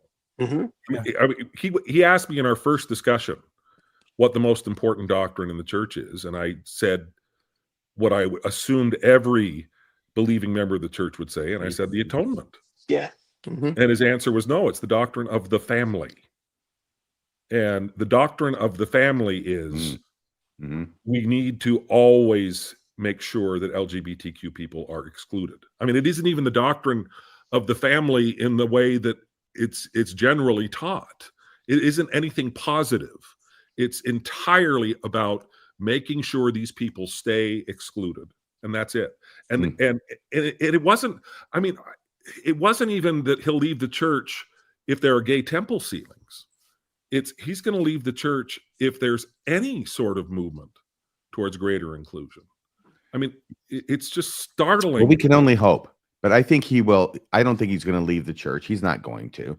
He'll modify things and say he didn't say stuff, and this is this, and light it, black is white, and all the kind of stuff he does. He'll stay in, but he will never admit. I don't care if he stays in or leaves. I couldn't care less about. All I wanted to do was make sure that people can see what it is that he's doing. I wanted to give a name to what he was doing. Yes, and it wasn't pederasty, right? Not as far as I know. Okay. Cultural Hall, your comments? He'll go. When things change, he'll go. He's out of here. You think he'll go? The church. Yes. Listen, he's out of there.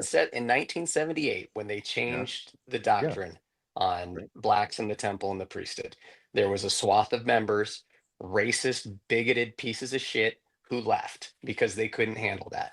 And when that happens, and I'll go ahead and say it's going to happen, I'm going to be one of those guys that say it will. Jacob is going to pack his shit and he's going to get out because he is a bigoted member. I know he hates to say that. People call me a bigot. I'm not a bigot. He's bigoted. He is. And so when the church no longer coincides with his worldview of gay people, he's gone. I'm curious. I mean, he's got siblings who have left. All of them, I think. All of them. He has a gay sibling too, doesn't he? It would be interesting to know from them if they want to reach out by email or message us somehow, put a comment in the chat. Were your parents homophobic? Were your parents transphobic? Or do you remember Jacob as a kid becoming a teenager and spouting bigoted, hateful shit? Because there has to be some semblance of where he gets this from, that it is a hill he has to die on. It's the hill he selected to be the centerpiece of what can go and what cannot in Mormonism. If you do a Google search about the family tree, you'll find some stuff. That's all I'll say about that. What are you talking about? About Jacob Hansen's family tree? His father His father is a politician in the state of Nevada that is pretty infamous for saying some pretty unsavory things. I'll just say that. Oh, really? Interesting. That's a puzzle piece that helps us understand. If he grows up in a home where dad said that shit, some kids take on those beliefs from their parents that are the unhealthiest of beliefs. And they are important because dad was important. Interesting. Well, maybe we'll have to do a podcast on that sometime, Bill. All right. RFM, well, can I also say that I love that Steve can't say Aaron Sherinian? That's one of my favorite things about that episode. I was talking to him on the phone today for a little bit, and same thing. Bless his heart. Bless his heart. Yeah. Sherinian. But by the way, that was Aaron Sherinian and Aaron Aquarium. I just want to say it again. That was a brilliant question that Pinecker asked, which totally Steve was good. He let them go at it, Jacob. and he asked good questions at appropriate times. Yes. So by the way, you might want to check out the entire thing over there at the Mormon Book Review channel. If you think this is interesting, go watch the whole thing. Of course, we're giving you the best stuff. I am Jacob's sibling? Or are we supposed to say a Harambe is Jacob's sibling? I don't know. I'm Spartacus. You never know with our group, our live chat. There are a bunch of cards. I've been in contact with some of Jacob's siblings behind the scenes, and they are not willing really to talk publicly about him, but they do have interesting things to say. Do they hate him as much as we do? Well, they reached out to me. I guess I can just say that. Okay, so let's see what we got here. If we got another slide, hang on just a second here, because I think that was, excuse me for a second, everybody. That was the last slide.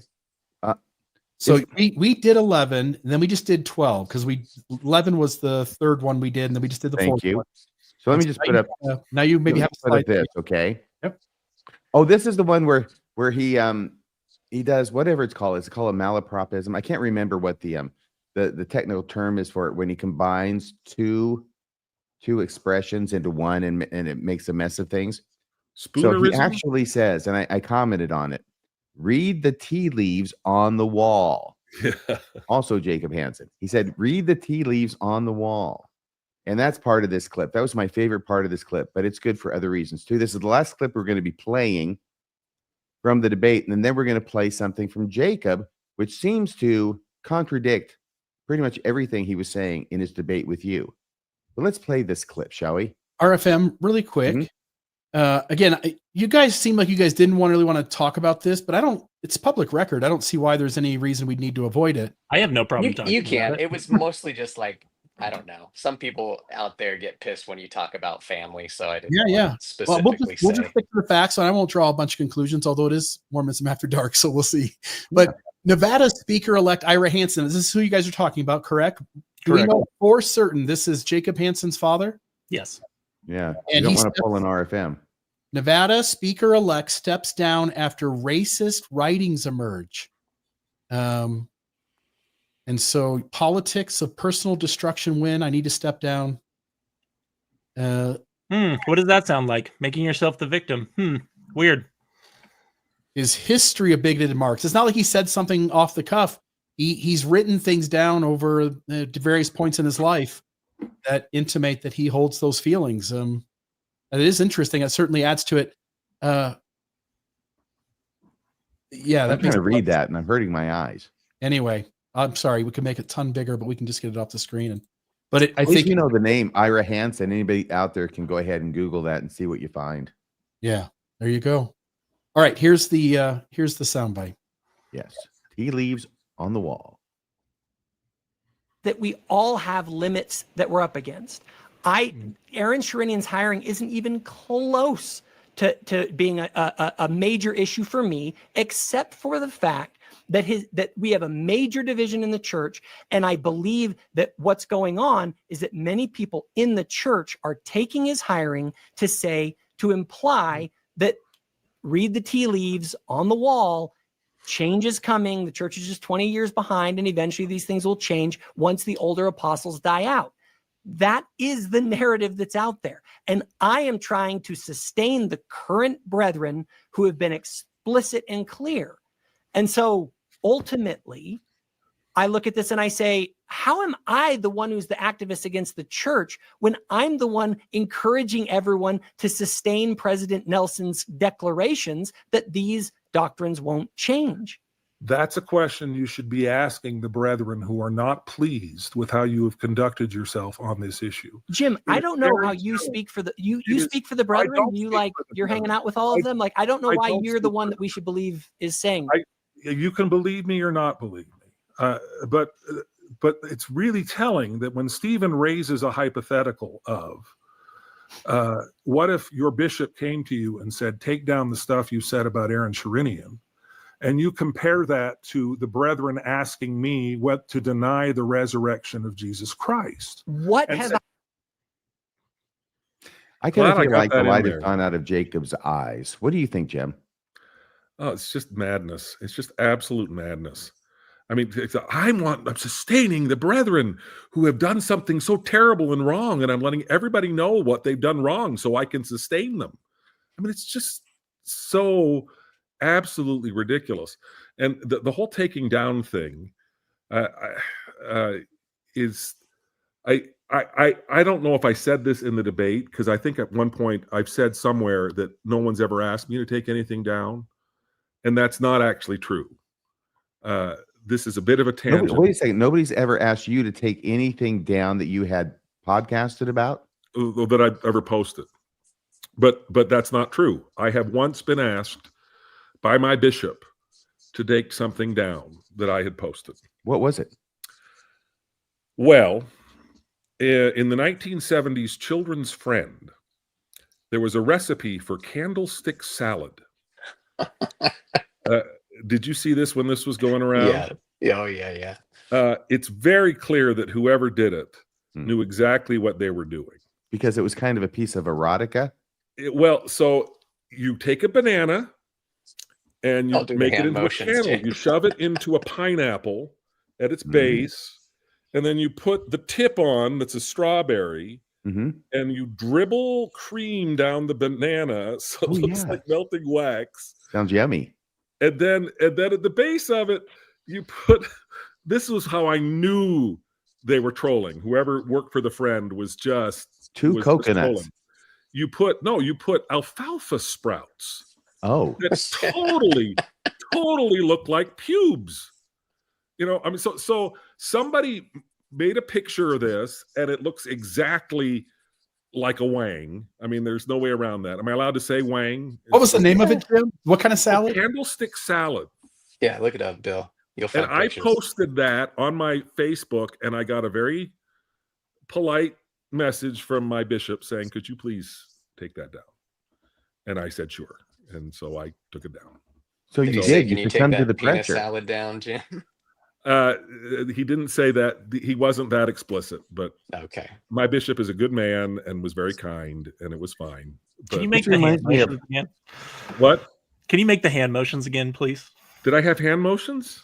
You kind of did one of these Yeah. when you were doing the banana. That's why I was saying, don't do the hand Apologize for my motions. hand motions. It's okay. But so You're not yes, I forgiven. encountered that. I have actually once been asked to take something down, and I sustained my bishop and was happy to do it. We really shook the pillars of heaven, didn't we, Wang? Bill, Yes, sir. what's going on down there?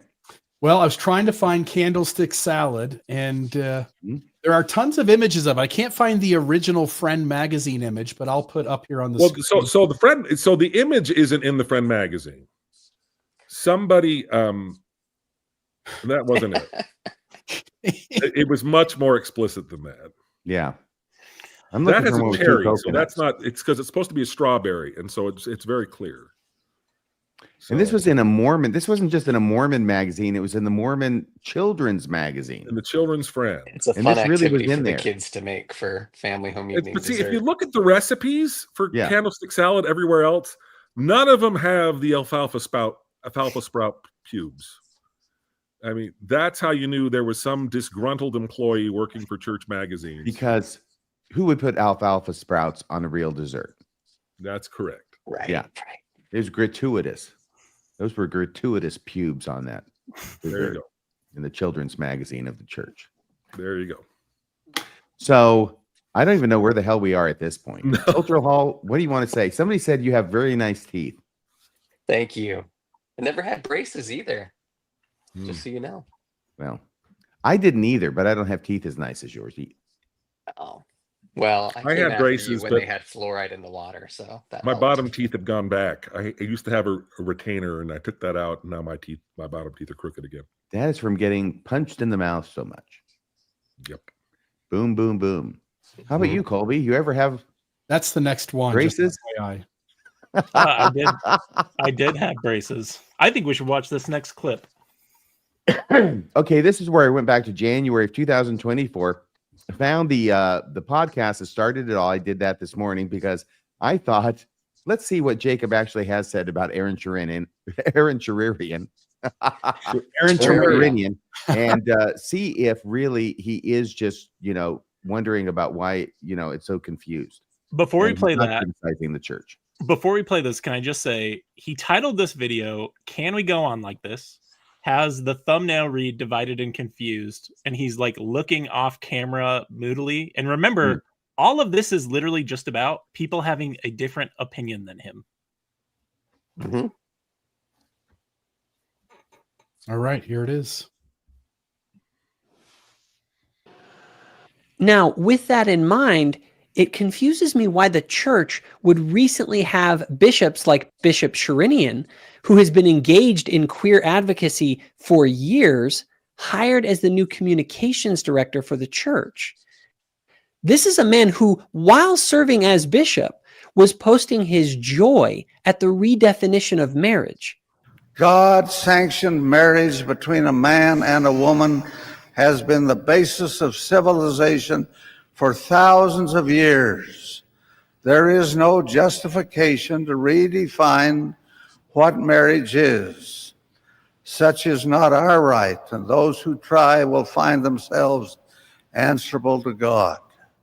Is this no longer what we believe? It is at the very least confusing to have a bishop in our church posting "love is love" while the church's official teachings are that homosexual relationships are seriously sinful. In fact, I was recently involved in a membership council for someone who had engaged in homosexual behavior and where he faced church discipline. Yet, when the Deseret book author Charlie Bird announces his engagement to his boyfriend on social media, I see other LDS authors and BYU officials writing entire blogs where they celebrate this union that the church teaches is deeply sinful. Now, regardless of your opinions on these matters, is this not confusing? Even Young Women's General President Emily Bell Freeman still has Charlie posted on her social media page as an example of someone that we can all learn from. So is it that some people who have some level of celebrity status don't face any sort of church discipline for what they do, while ordinary members like my friend do? I couldn't help but think of my friend who was in that membership council and what he thinks about all this. His friend that he had excommunicated? I don't know. He may be talking about his brother. I don't know. But I think that's his way of saying, I have a gay friend. Now, I just want to say that that's 2.5 minutes long. We're not going to play the whole thing. You can watch the whole thing if you want. He goes on in a similar vein. But I think that's enough to bury his assertions and his claims that he's not criticizing the church or the brethren for their hiring of Aaron Sherinian. Show me the evidence, RFM. Show me the evidence. Were you asleep for the past 2.5 minutes, Jem? Show me the evidence. Why can't you produce the evidence? You don't have it. You didn't even produce the evidence. Yeah. I mean, that's how I felt. It was like, I understand. What on earth are you even asking me? I mean, what was interesting there too is it's like, okay, he's attacking the Young Women's General President there too by name. Yes, and he goes on to the problem is that what he does is he takes other leaders of the church and shows that they are violating what he perceives as other leaders of the church saying, and then saying, what's going on here? Who's in charge? Why is there mixed messages being sent, which they obviously are? By the way, let's make that clear. Obviously, the church is sending mixed messages all over the place because there's no firm hand on the rudder. And this is a very divisive issue, which I think you'd agree with me, Jim, amongst the top leadership of the church. And there are people maybe who don't even talk to each other anymore over this issue, because that is how divisive it is amongst the leadership of the church, and why it is, I think, that you see sparks going off one way and then another from time to time. What do you think about that analysis, Jim? No, I think, so we interview Greg Prince.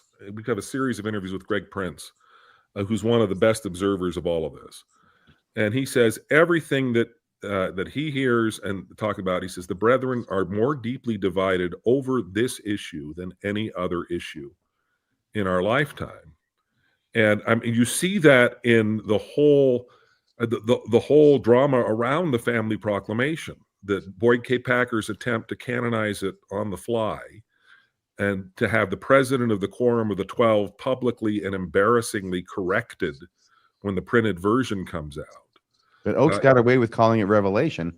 Yeah, well, or is it scripture? It's what's actually really, if you go, I mean, President Oakes, he's a lawyer. I don't know if you know just how awful lawyers are. And he's an awful lawyer. The worst. I mean, he stinks up the courtrum. Well, I don't know that he's probably a very good lawyer. No, he's horrible. Trust me. Oh, okay. All right. Well, I don't have any professional expertise there, but you look at the words that he uses, and the one thing when they talk about that, he actually used the phrase "unchangeable doctrine," and so a lot of people said, President Oakes said that the Family Proclamation is unchangeable doctrine, as opposed to the changeable doctrine. He says the Family Proclamation is rooted in unchangeable doctrine, which gives this little leeway and wiggle room. I mean, there I think is a really profound, deep divide on this, to the point where, I mean, as Greg Prince had said, the reason why you can tell the division is because you do get mixed messages, you do get cross signals.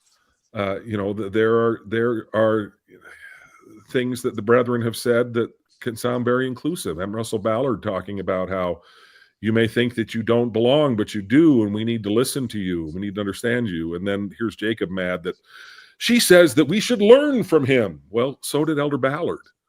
I mean, there are, it goes back to the thing that somebody once said to me, that the best way to listen to General Conference is not to listen to the apostles as if they're talking to the general membership of the church, but to listen to the apostles as if they are subtweeting each other. Yes, but there's one better way to listen to General Conference, and that's to listen to the Radio Free Mormon General Conference postmortems. There you go. Colby, OG Rando. Yeah, I'll just make one comment about this. So it's very interesting to me that Jacob is accusing Aaron Sherinian for celebrating the Obergefell decision in 2015. That's the decision the Supreme Court made that recognized the legitimacy, the constitutional right, really, to same-sex marriage. And the basis for that decision, in part, is equal protection of the laws, right? That you cannot discriminate on the basis of gender. And if you are allowing only marriage between a man and a woman, and you're going to say that that is the only form of marriage that the Constitution allows, you are per se discriminating on the basis of gender. It really is very simple. We can set that aside for a second, set aside the legal analysis. There were dissents in that case. What's most interesting to me about Jacob's take is Jacob denies being part of DESNAT.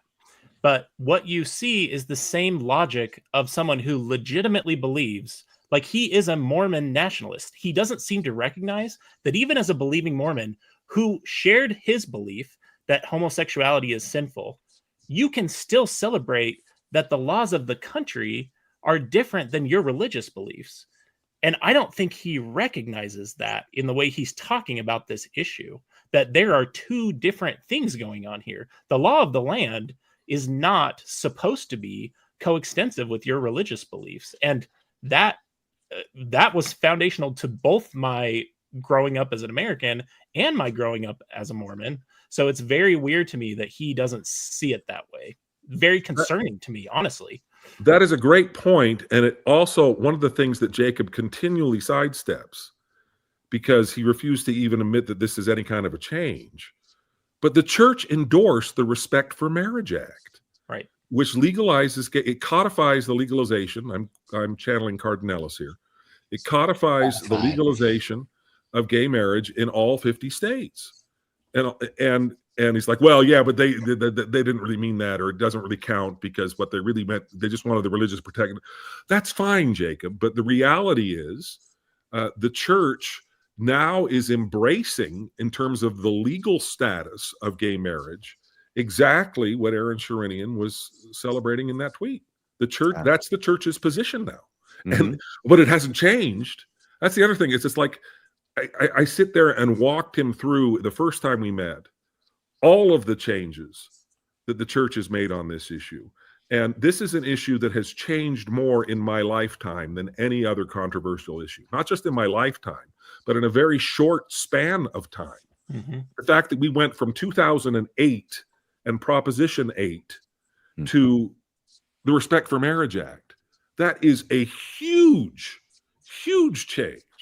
The fact that we now no longer teach that people choose to be gay, and we no longer teach that you can pray the gay away. Those are huge, huge changes. And according to Jacob, they're not changes at all, which is just absolute nonsense.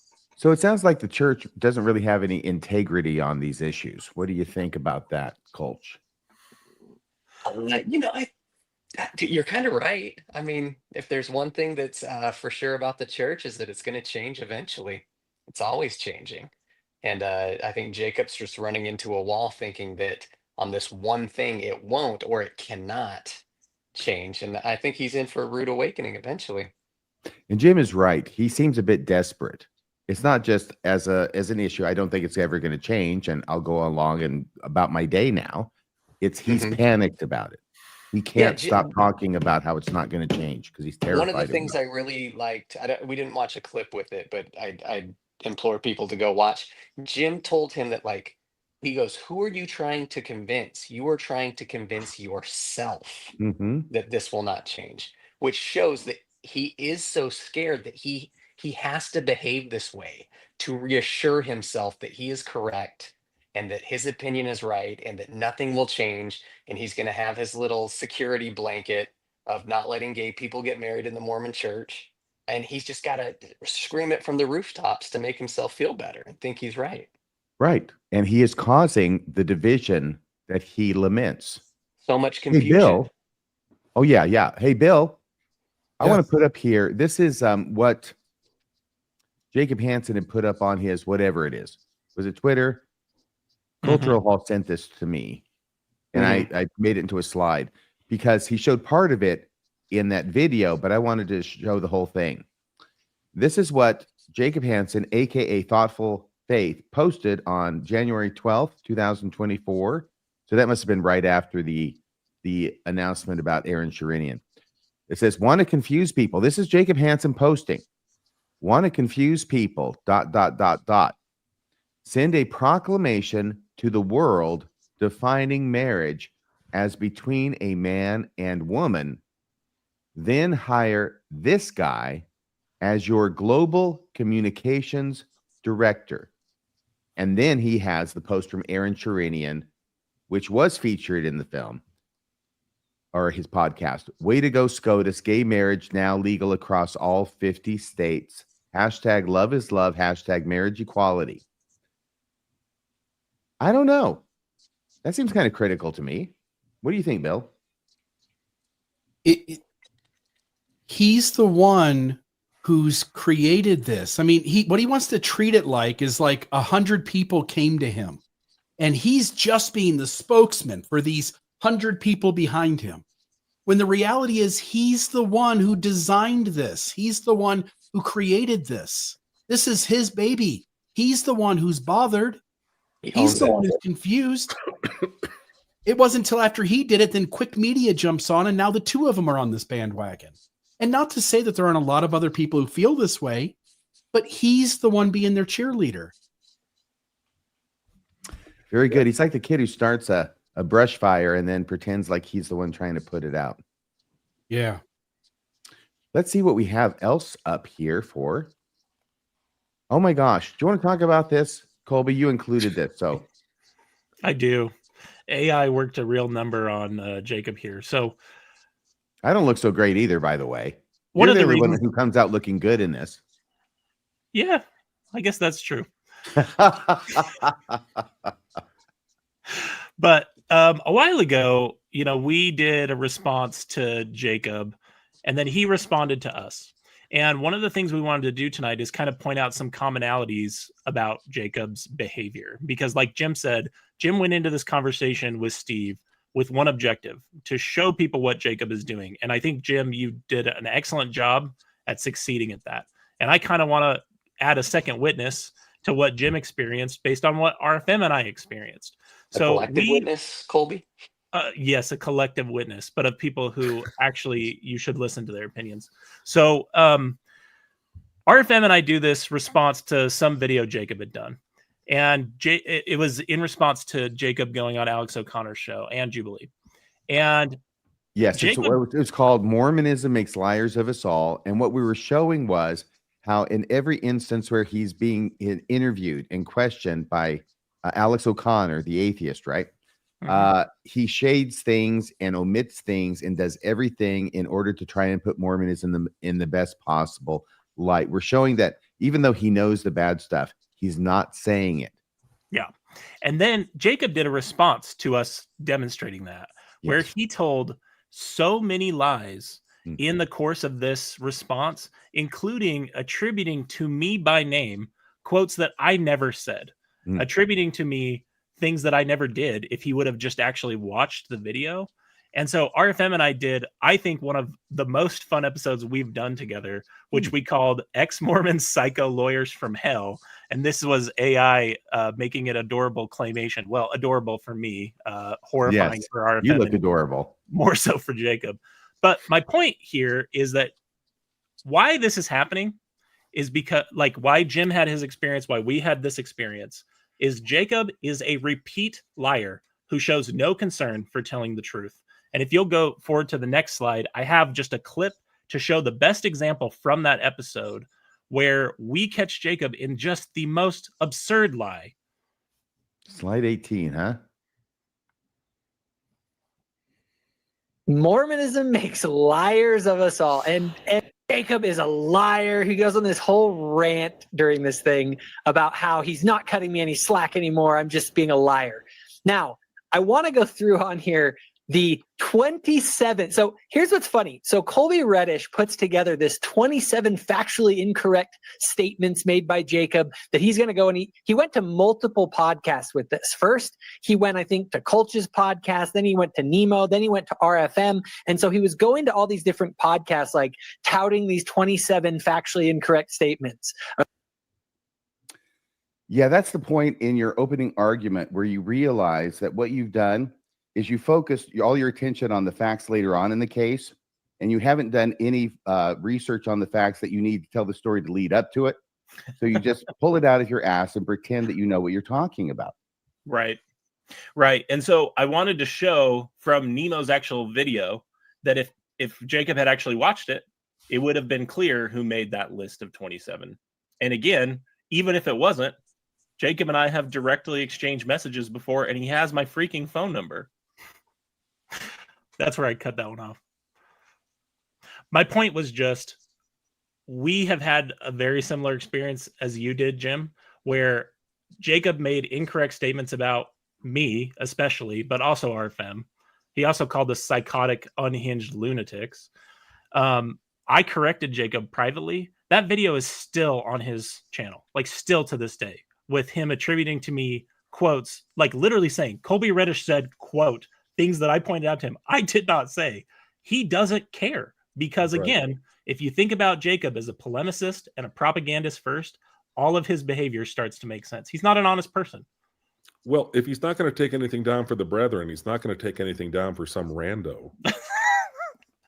Thank you for rubbing it in, Jim. Sorry. Maybe for a rando that would sue him, Colby, he might take it down. Yeah. That would just give him more content for his flock. The other thing that really irritated me about your conversation with him, Jim, is, well, one thing we didn't talk about is he did work out some deal with Pinecker where he posted the video before Pinecker did, but he created this like 2-minute introduction where he completely poisons the well against you and says, like, you'll see me ask repeatedly for Jim to provide receipts and he can't do it because I haven't done anything, which is complete bad faith. But then in the week since you guys did this interview, he does this victory lap, completely unearned victory lap. And I had to point something out about this. I think that clip is there too. It's like 30 seconds, 28 seconds. That's slide 19. All right, there is that one. Hey guys, how would you like to hang out with me, my friends from Ward Radio, the Stick of Joseph, Greg Mattson, and a bunch of other podcasters on the Wavemakers Cruise to Mexico this November 15th through the 22nd? We're going to be doing live events, meet and greets, and all of this while having a blast in Mexico. The details are on goanddotravel.com. So you might think, if you saw that, you might think like, hey, Jacob's probably opposed to people getting free trips or making money off of their Mormon cred. Or actually, I'm sorry, let me reverse that. Yeah. You might think Jacob is fine with it when it's applied to him. Yes. Let's go to the next slide real quick. This is a dig out from our friend Kolch. I'm still good for something. Where just 2 years ago, we've got Jacob Hansen tweeting about Al Caraway, the tattooed Mormon, talking about a cruise that you can do with her, and him tweeting to his posting on Facebook to his little group of thoughtless taints. I am not a fan of the monetization of Mormon fame. So, oh my gosh. What I'm pointing out here is not only does he do this unearned, predictable victory lap against Jim, he does it with this total side of hypocrisy, because this is the thing. Like when Jim's talking about having to confront him with the actual receipts or he won't admit what he does, this is the same thing he's done over and over again. He did it on this. He's done it on Julie Hanks, where you guys had to drag him kicking and screaming to admit the way he had treated her and what he had done towards her. It's just a pattern with this guy. Yeah, he wouldn't Jacob's know the like the truth if church, it came though, up and bit him in the ass. Cultural hall? Eventually he changes. Into what? Well, his opinion was, he's not a fan of the monetization of Hall of Fame. Right. And 2 years Right. later, now he is. So Jacob is like the church, that it just takes a little time and then eventually he changes too. So as soon as someone starts dangling some of that sweet Mormon fame cruise money in front of him, which I'm waiting for, by the way. Yeah, me too. No kidding. We should do a cruise together. No Would problem. you like to cruise with me and my 4 friends? Look now. The idea of being trapped on a boat with Jacob Hansen for a long period of time just is not. But hey, time. Jim. Greg Mattson is the sweetener. So I don't you know. can jump over the side anytime you want. So I think I had one more. Is this something that you wanted to talk about here? Well, yeah, Colby? I did want to talk about it because in this video that he's doing really as a response to his conversation with Jim, his unearned victory lap, he does this old apologetic 2-step of bifurcating policy and doctrine, because Jim pointed out to him how many things have changed over the course of the church's history. And Steve directly asked him about the past treatment of race in the priesthood and temple blessings. And so, surprising no one, everything that Jacob thinks won't change is doctrine, and anything he wants to change is policy. That's why he is not an anti-church activist in his mind. I just had to point out this 2012 statement from Dallin Oaks, where he says, I am not sure I could justify the difference in doctrine and policy. Or I'm sorry, I don't know that it's possible to distinguish between policy and doctrine in a church that believes in continuing revelation and sustains Jacob, its leader, as a prophet. I'm not sure I could justify the difference in doctrine and policy in the fact that before 1978, a person could not hold the priesthood, and after 1978, they could hold the priesthood. The only fair, just way to think about this is to reaffirm your faith in the prophet. And he says you don't do it now, so you don't do it now. And he says tomorrow that you do it, then you do it. So I obviously don't believe that, but it's interesting to me that Jacob's like whole apologetic bifurcation of policy and doctrine has already been rejected by folks like Oaks, and he's not alone. There have been other leaders who have taught this same thing. I wonder what Elder Oaks would say to the question, what is 2 + 2? The good lawyer answer, which is it depends. Yeah, it depends on what day and who's in charge. Yeah. Hey, Bill, do you want to say anything about this? I know we've got another slide or two with your Colby's synopsis of this show, which I haven't seen. I didn't watch this unearned victory lap because I was busy preparing for this well-earned victory lap tonight. Was there something else here? Just when Brigham Young says that, yes, sometime in the future, people of color will get the priesthood, but it will be after the second coming. It'll be after the millennium. It'll be after every Caucasian spirit, something along those lines, has been born into a body and has gotten the priesthood as a white person. Or at least had the chance. Then, and only then, after all of that, which for all intents and purposes is saying during this entire mortal earth, it's not going to change. It won't change. And then it changed. There's already a moment in Mormon history where they said by their own words it wasn't going anywhere, and it went somewhere. And all they did then was go, we'll just take Brigham Young, cut off the second half of what he said, and tell everybody it's a fulfilled prophecy. That's what Mormonism does. So he's arguing a point that doesn't exist. To say that, well, Nelson said it won't change, so it can't, and anybody, who does that, that's just nonsense. We already have examples in Mormon history where it has. In the law, we call that a precedent. We have examples on this issue where it has. Yeah. Yeah, that's absolutely. true too. So this last little clip I had is in this video where he's doing this victory lap against Jim.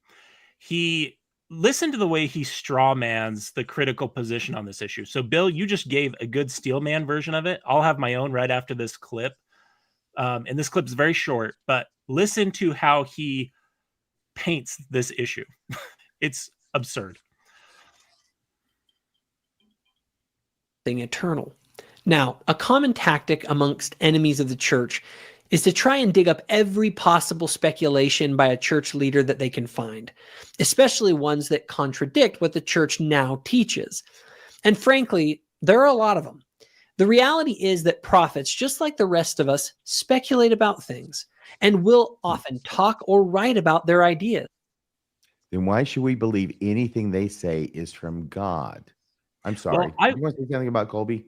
Well, So he's right in the sense that, especially back in the early days of the church, the prophets and apostles would speculate on all sorts of wild stuff. Yes. And they would go back and forth. And the church was actually a lot more interesting back then when they would have these intellectual conversations. They allowed for more diversity of thought. But let's just set that aside for a second and talk about the straw man version of the critical position that he's talking about. He says enemies of the church go digging for every little bit of speculation. That's what he's trying to tell his flock the issue is. That's not the issue. If you'll go to the next slide, Bill, let's confront the real issue. So since Jacob's too afraid to actually debate me, let's talk about a steelman version of the critical concern on this issue. And he can address it if he wants to. He won't because he can't, but that's okay.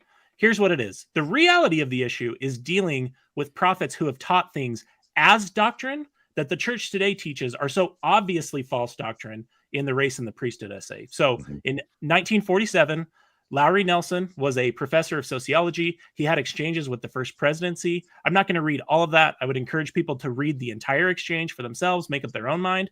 But here is a quote directly from the first presidency to Lowry Nelson in that exchange. It says, "From the days of the prophet Joseph Smith until now." Gee, what does that sound like, Coach? Does that sound like the collective witness?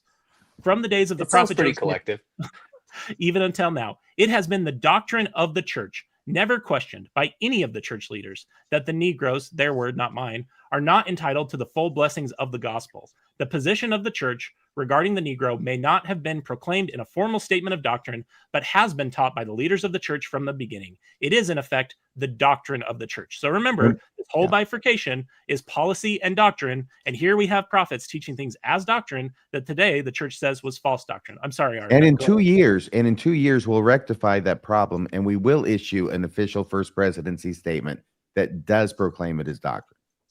It is. Do you want to read that one? I have it. Oh, below. sure.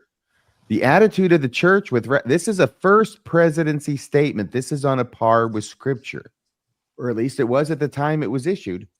That's when first presidency statements meant something. The attitude of the church with reference to Negroes remains as it has always stood.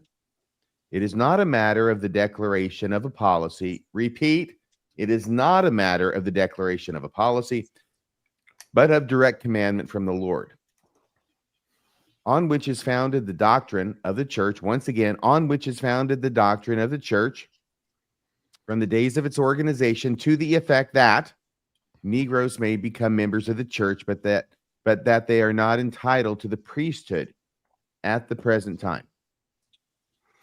Yes. And so my point with both of these quotes, which are obviously related, is here is the reality of the critical position, Jacob. It's not us going cherry picking through the worst bits of speculation.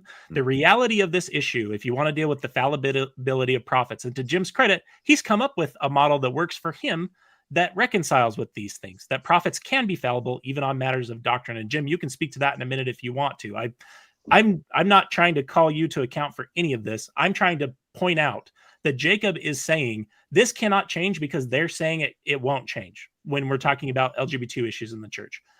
The same thing happened with race and the priesthood, and you're just not dealing with the reality of the critical position or the reality of this church's history if you're pretending that you can get around this in the way that Jacob is. This is what Oakes was responding to 2 slides earlier. Just note these 2 quotes right here on the screen. And then you go back to Oakes and you say, I don't know that it's possible to distinguish between policy and doctrine in a church that believes in continuing revelation and sustains its leaders as prophet.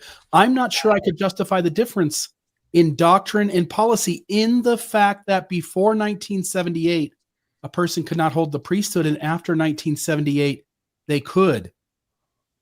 He's speaking to those 2 quotes. He's reconciling them for the reader right then and there. Right, and he's responding to the argument that came about that saying that this was a policy in the church and not a doctrine, and therefore it could change. And what he's saying is it doesn't make any difference. In a church that claims to have revelation led by a prophet of God who receives the word of God, there is no meaningful distinction between doctrine and policy because it all comes from God through a prophet. I think that's what he's saying there. And that it can change. That you can think it's doctrine one day and it can turn into policy tomorrow, and don't let it bother you because you have to accept that that can happen. And it's actually one of the best parts about the church. That's the thing that's so astounding to me. One of the things that's the best thing about the church is that they can, at least it's built into the theology, that it can evolve. They're not sola scriptura Protestants. They're not based on Catholic traditions. If the word prophet means anything that's meaningful, then they have the ability to change and pivot in response to ongoing needs. But like for some reason on this one issue, Jacob just can't stomach that. That is exactly the point. It is always astounding to me that a church that prides itself as being built on continuing revelation, and we have an article of faith that says that we believe that God will yet reveal many great and important things pertaining to the kingdom of God, that we have sort of taken this fundamentalist stance that, well, yeah, there'll be a lot more revelation, but it can't change anything. Which is just, then what's the point? Then we don't need any more revelation. If nothing ever needs to be changed, if revelation can't change anything, then there's really no such thing as revelation. We should not only expect change, we should be looking forward to it. We should be embracing it. We should lean into it. And this whole idea, I mean, the word doctrine is perhaps the most useless word in Mormon vocabulary. Because the definition of it is so, we play all these semantic games to say that doctrine can't change, and then something that changes, well, it never really was doctrine, it was policy. Right. And it's exhausting. It's ridiculous. Well, the What problem doesn't is, change, I Jim, believe there are things that don't change. What doesn't change is truth. And we truth hope our changes too, doctrines reflect the truth. because truth is doctrine. I'm sorry? Otherwise, God would not have given it. Well, but see, this is the whole issue of fallibility. This is, I mean, I realize I'm not going to convince any of you that this is a compelling reason to stay in the church or to come back to the church. But the reality is there is such a thing as false doctrine. There is no such thing as false truth. Was the priesthood ban false doctrine? I believe it was, sure. I believe the priesthood ban was a fundamental mistake, probably the biggest mistake in the history of the church. It is so obvious to me, as you read the Race and the Priesthood essay, that they disavow everything and they come up right to the line of this was a mistake, and they're not quite willing to cross that line. And when we made an Inconvenient Faith, and a little plug for an Inconvenient Faith again, I was on here Wednesday, and if you haven't watched it, please go watch it. But when we met at Inconvenient Faith, I actually conducted the interview with Paul Reeve, he's written, I think he's the best scholar on race in the church, faithful member of the church, faithful, believing, active member of the church. He wrote the essay? And, I think he actually did contribute to writing the essay. I don't know if he wrote the whole thing. I don't know, but I think his fingerprints are on it. But he was approached by Deseret Book. Deseret Book has a series called Let's Talk About, ellipsis, ... And, Terrell Givens is Let's Talk About Science and Faith, or Intellect and Faith, or something. And there's Let's Talk About the translation of the Book of Mormon. Let's Talk About polygamy. So they're doing all of these kind of, they're fairly small. I mean, they're kind of pamphlets rather than books. And they approached Paul Reeve and said, write a book about, let's talk about race in the priesthood. And he said, I will write this book, but I won't write this book if you don't let me say that the priesthood ban was a mistake. And he says, I can't write the book any other way. If you won't let me quote Brigham Young's 1852 speech to the territorial legislature, which is really where the whole mistake began. If you won't let me say that, I'm not going to write this book. And they said, write the book. And he wrote the book. The book is published. It's on the shelves at Deseret Book. And quietly, people are recognizing that this was a mistake. And President Kimball, in his private writings, talk about the possible error of the priesthood ban. I mean, just over and over and over again, it becomes so patently clear that this was a mistake, that any attempt to sort of rewrite the word doctrine is just such a feeble approach to just just a glaringly obvious truth that we made a mistake and we need to own up to it and accept it. But isn't it true that as soon as the leaders of the church say that, they have destroyed the foundation that they have built for their own authority, which is doctrinal inerrancy? If we're wrong about this, then you have no reason to believe us when we tell you anything else is true. I think it will do that for a good chunk of the church. I think you're right. I think long term, I don't think they have any other choice but to do that. And I think long term doing that builds trust rather than erodes it. If they can say, we trust you enough. I think, who was it? I was on a podcast with who said this? It was so interesting. Oh yeah, it's going to come out tomorrow. It's my podcast. We interviewed Valerie Hammaker, and she said, I want a church that teaches not only that I am a child of God, but that I am an adult of God. A church that's willing to treat me like an adult. Yeah. It's not going to happen in Mormonism, is it? No, I think it's going to. I absolutely do think it's going to. Anytime soon? When?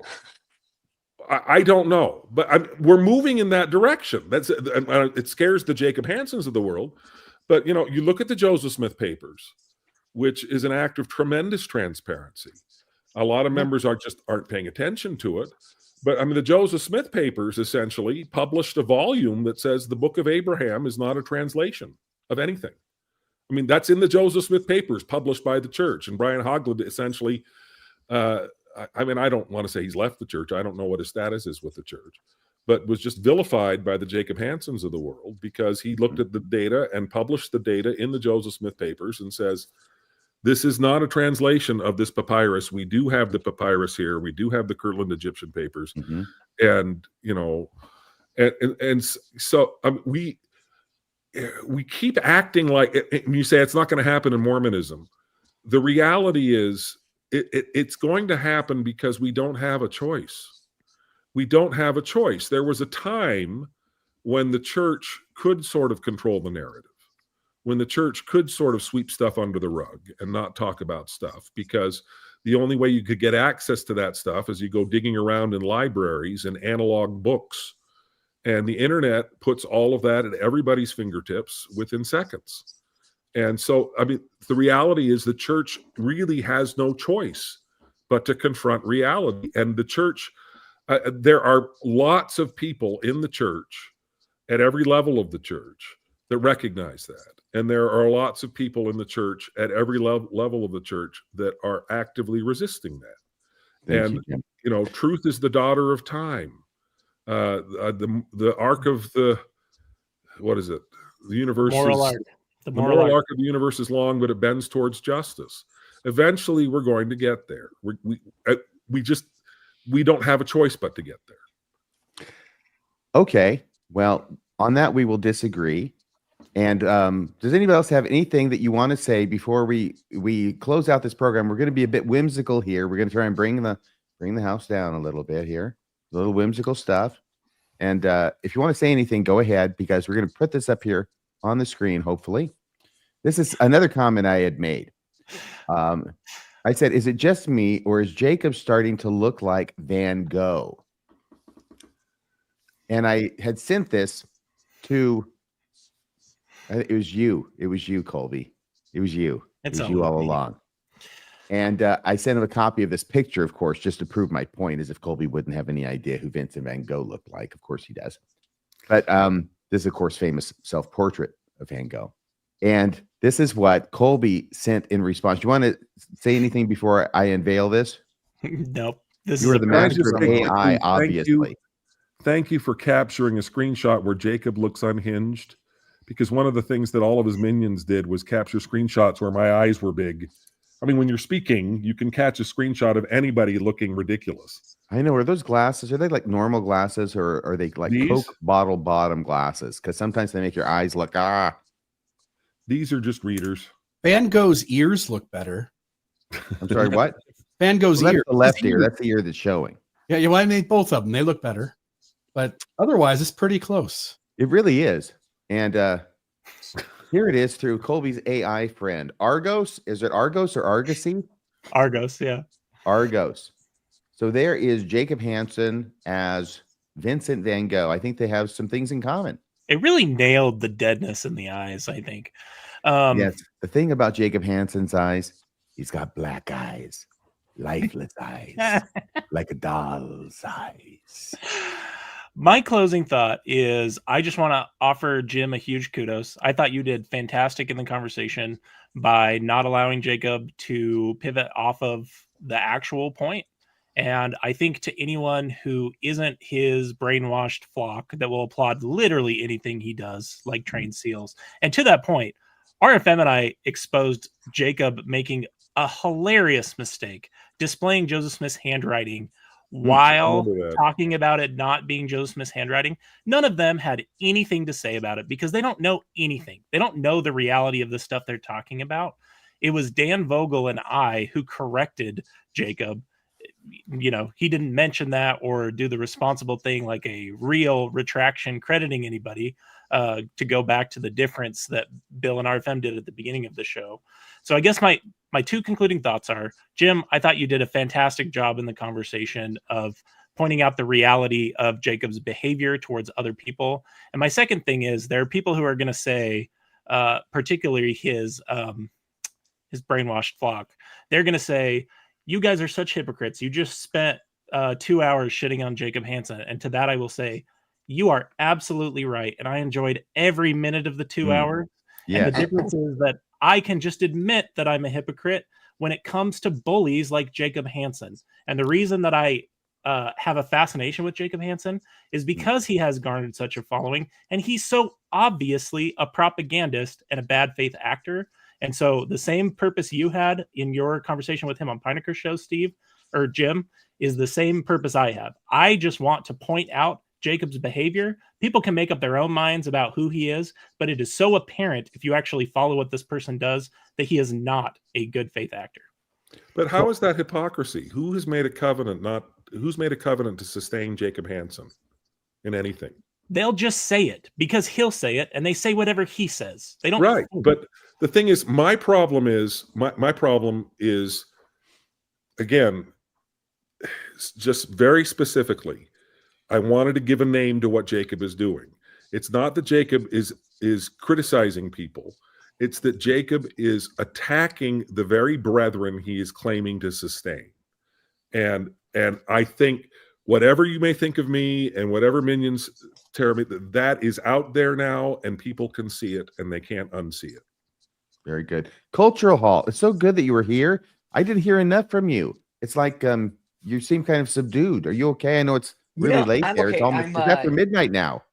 It is after midnight, and I've started a new habit over the last 2 weeks where I'm going to bed by 10 o'clock and waking up at 5:30 to exercise and stuff. So I'm like 2 hours past my usual bedtime. So I'm hanging in there. Are you going to get up at 5:30 anyway?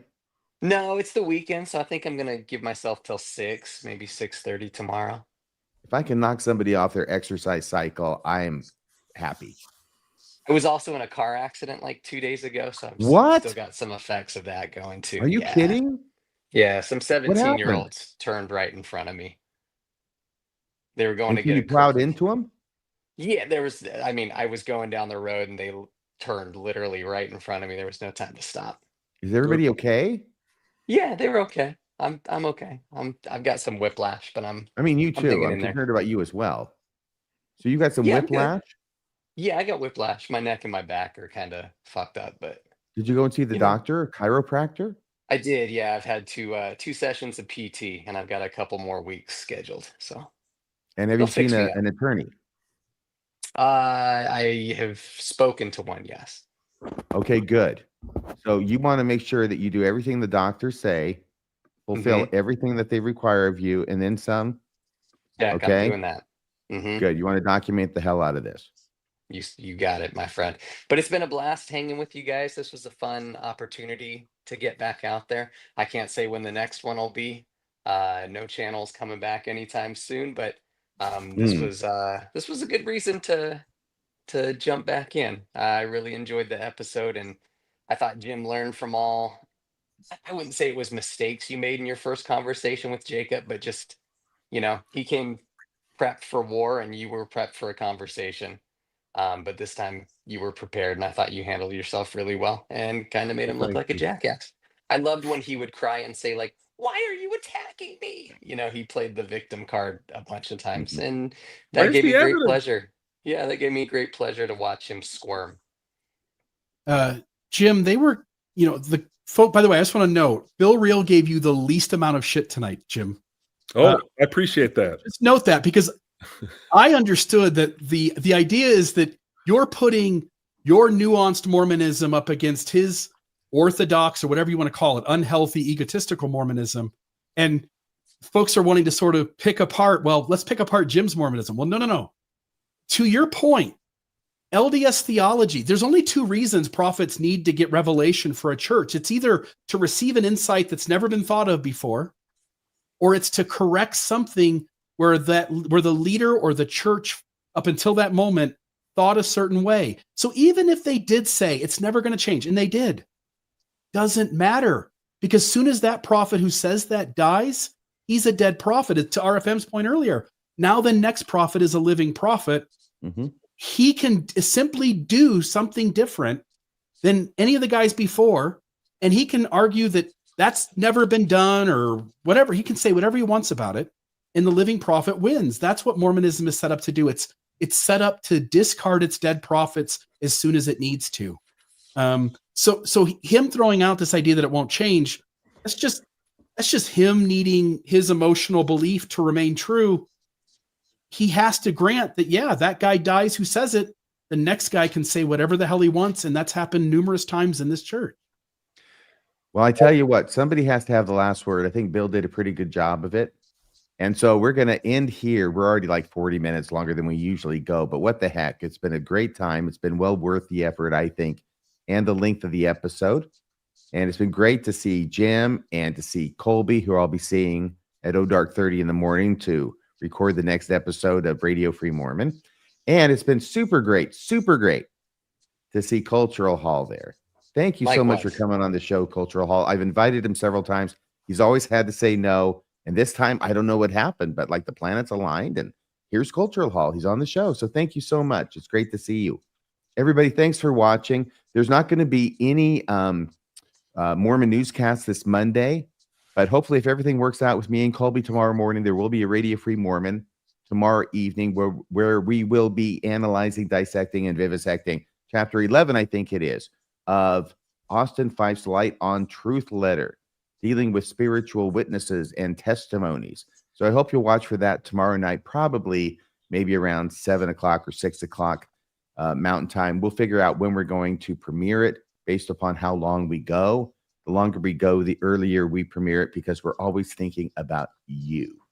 You're the most important thing to us. And hopefully we're the most important thing to you. And you've hit like, and you've hit subscribe, and you've donated to the show. And if not, hopefully you'll consider doing that in the near future, if not tonight. Thanks for watching, everybody. Until next time, this is Radio Free Mormon and Mormonism After Dark, signing off the air.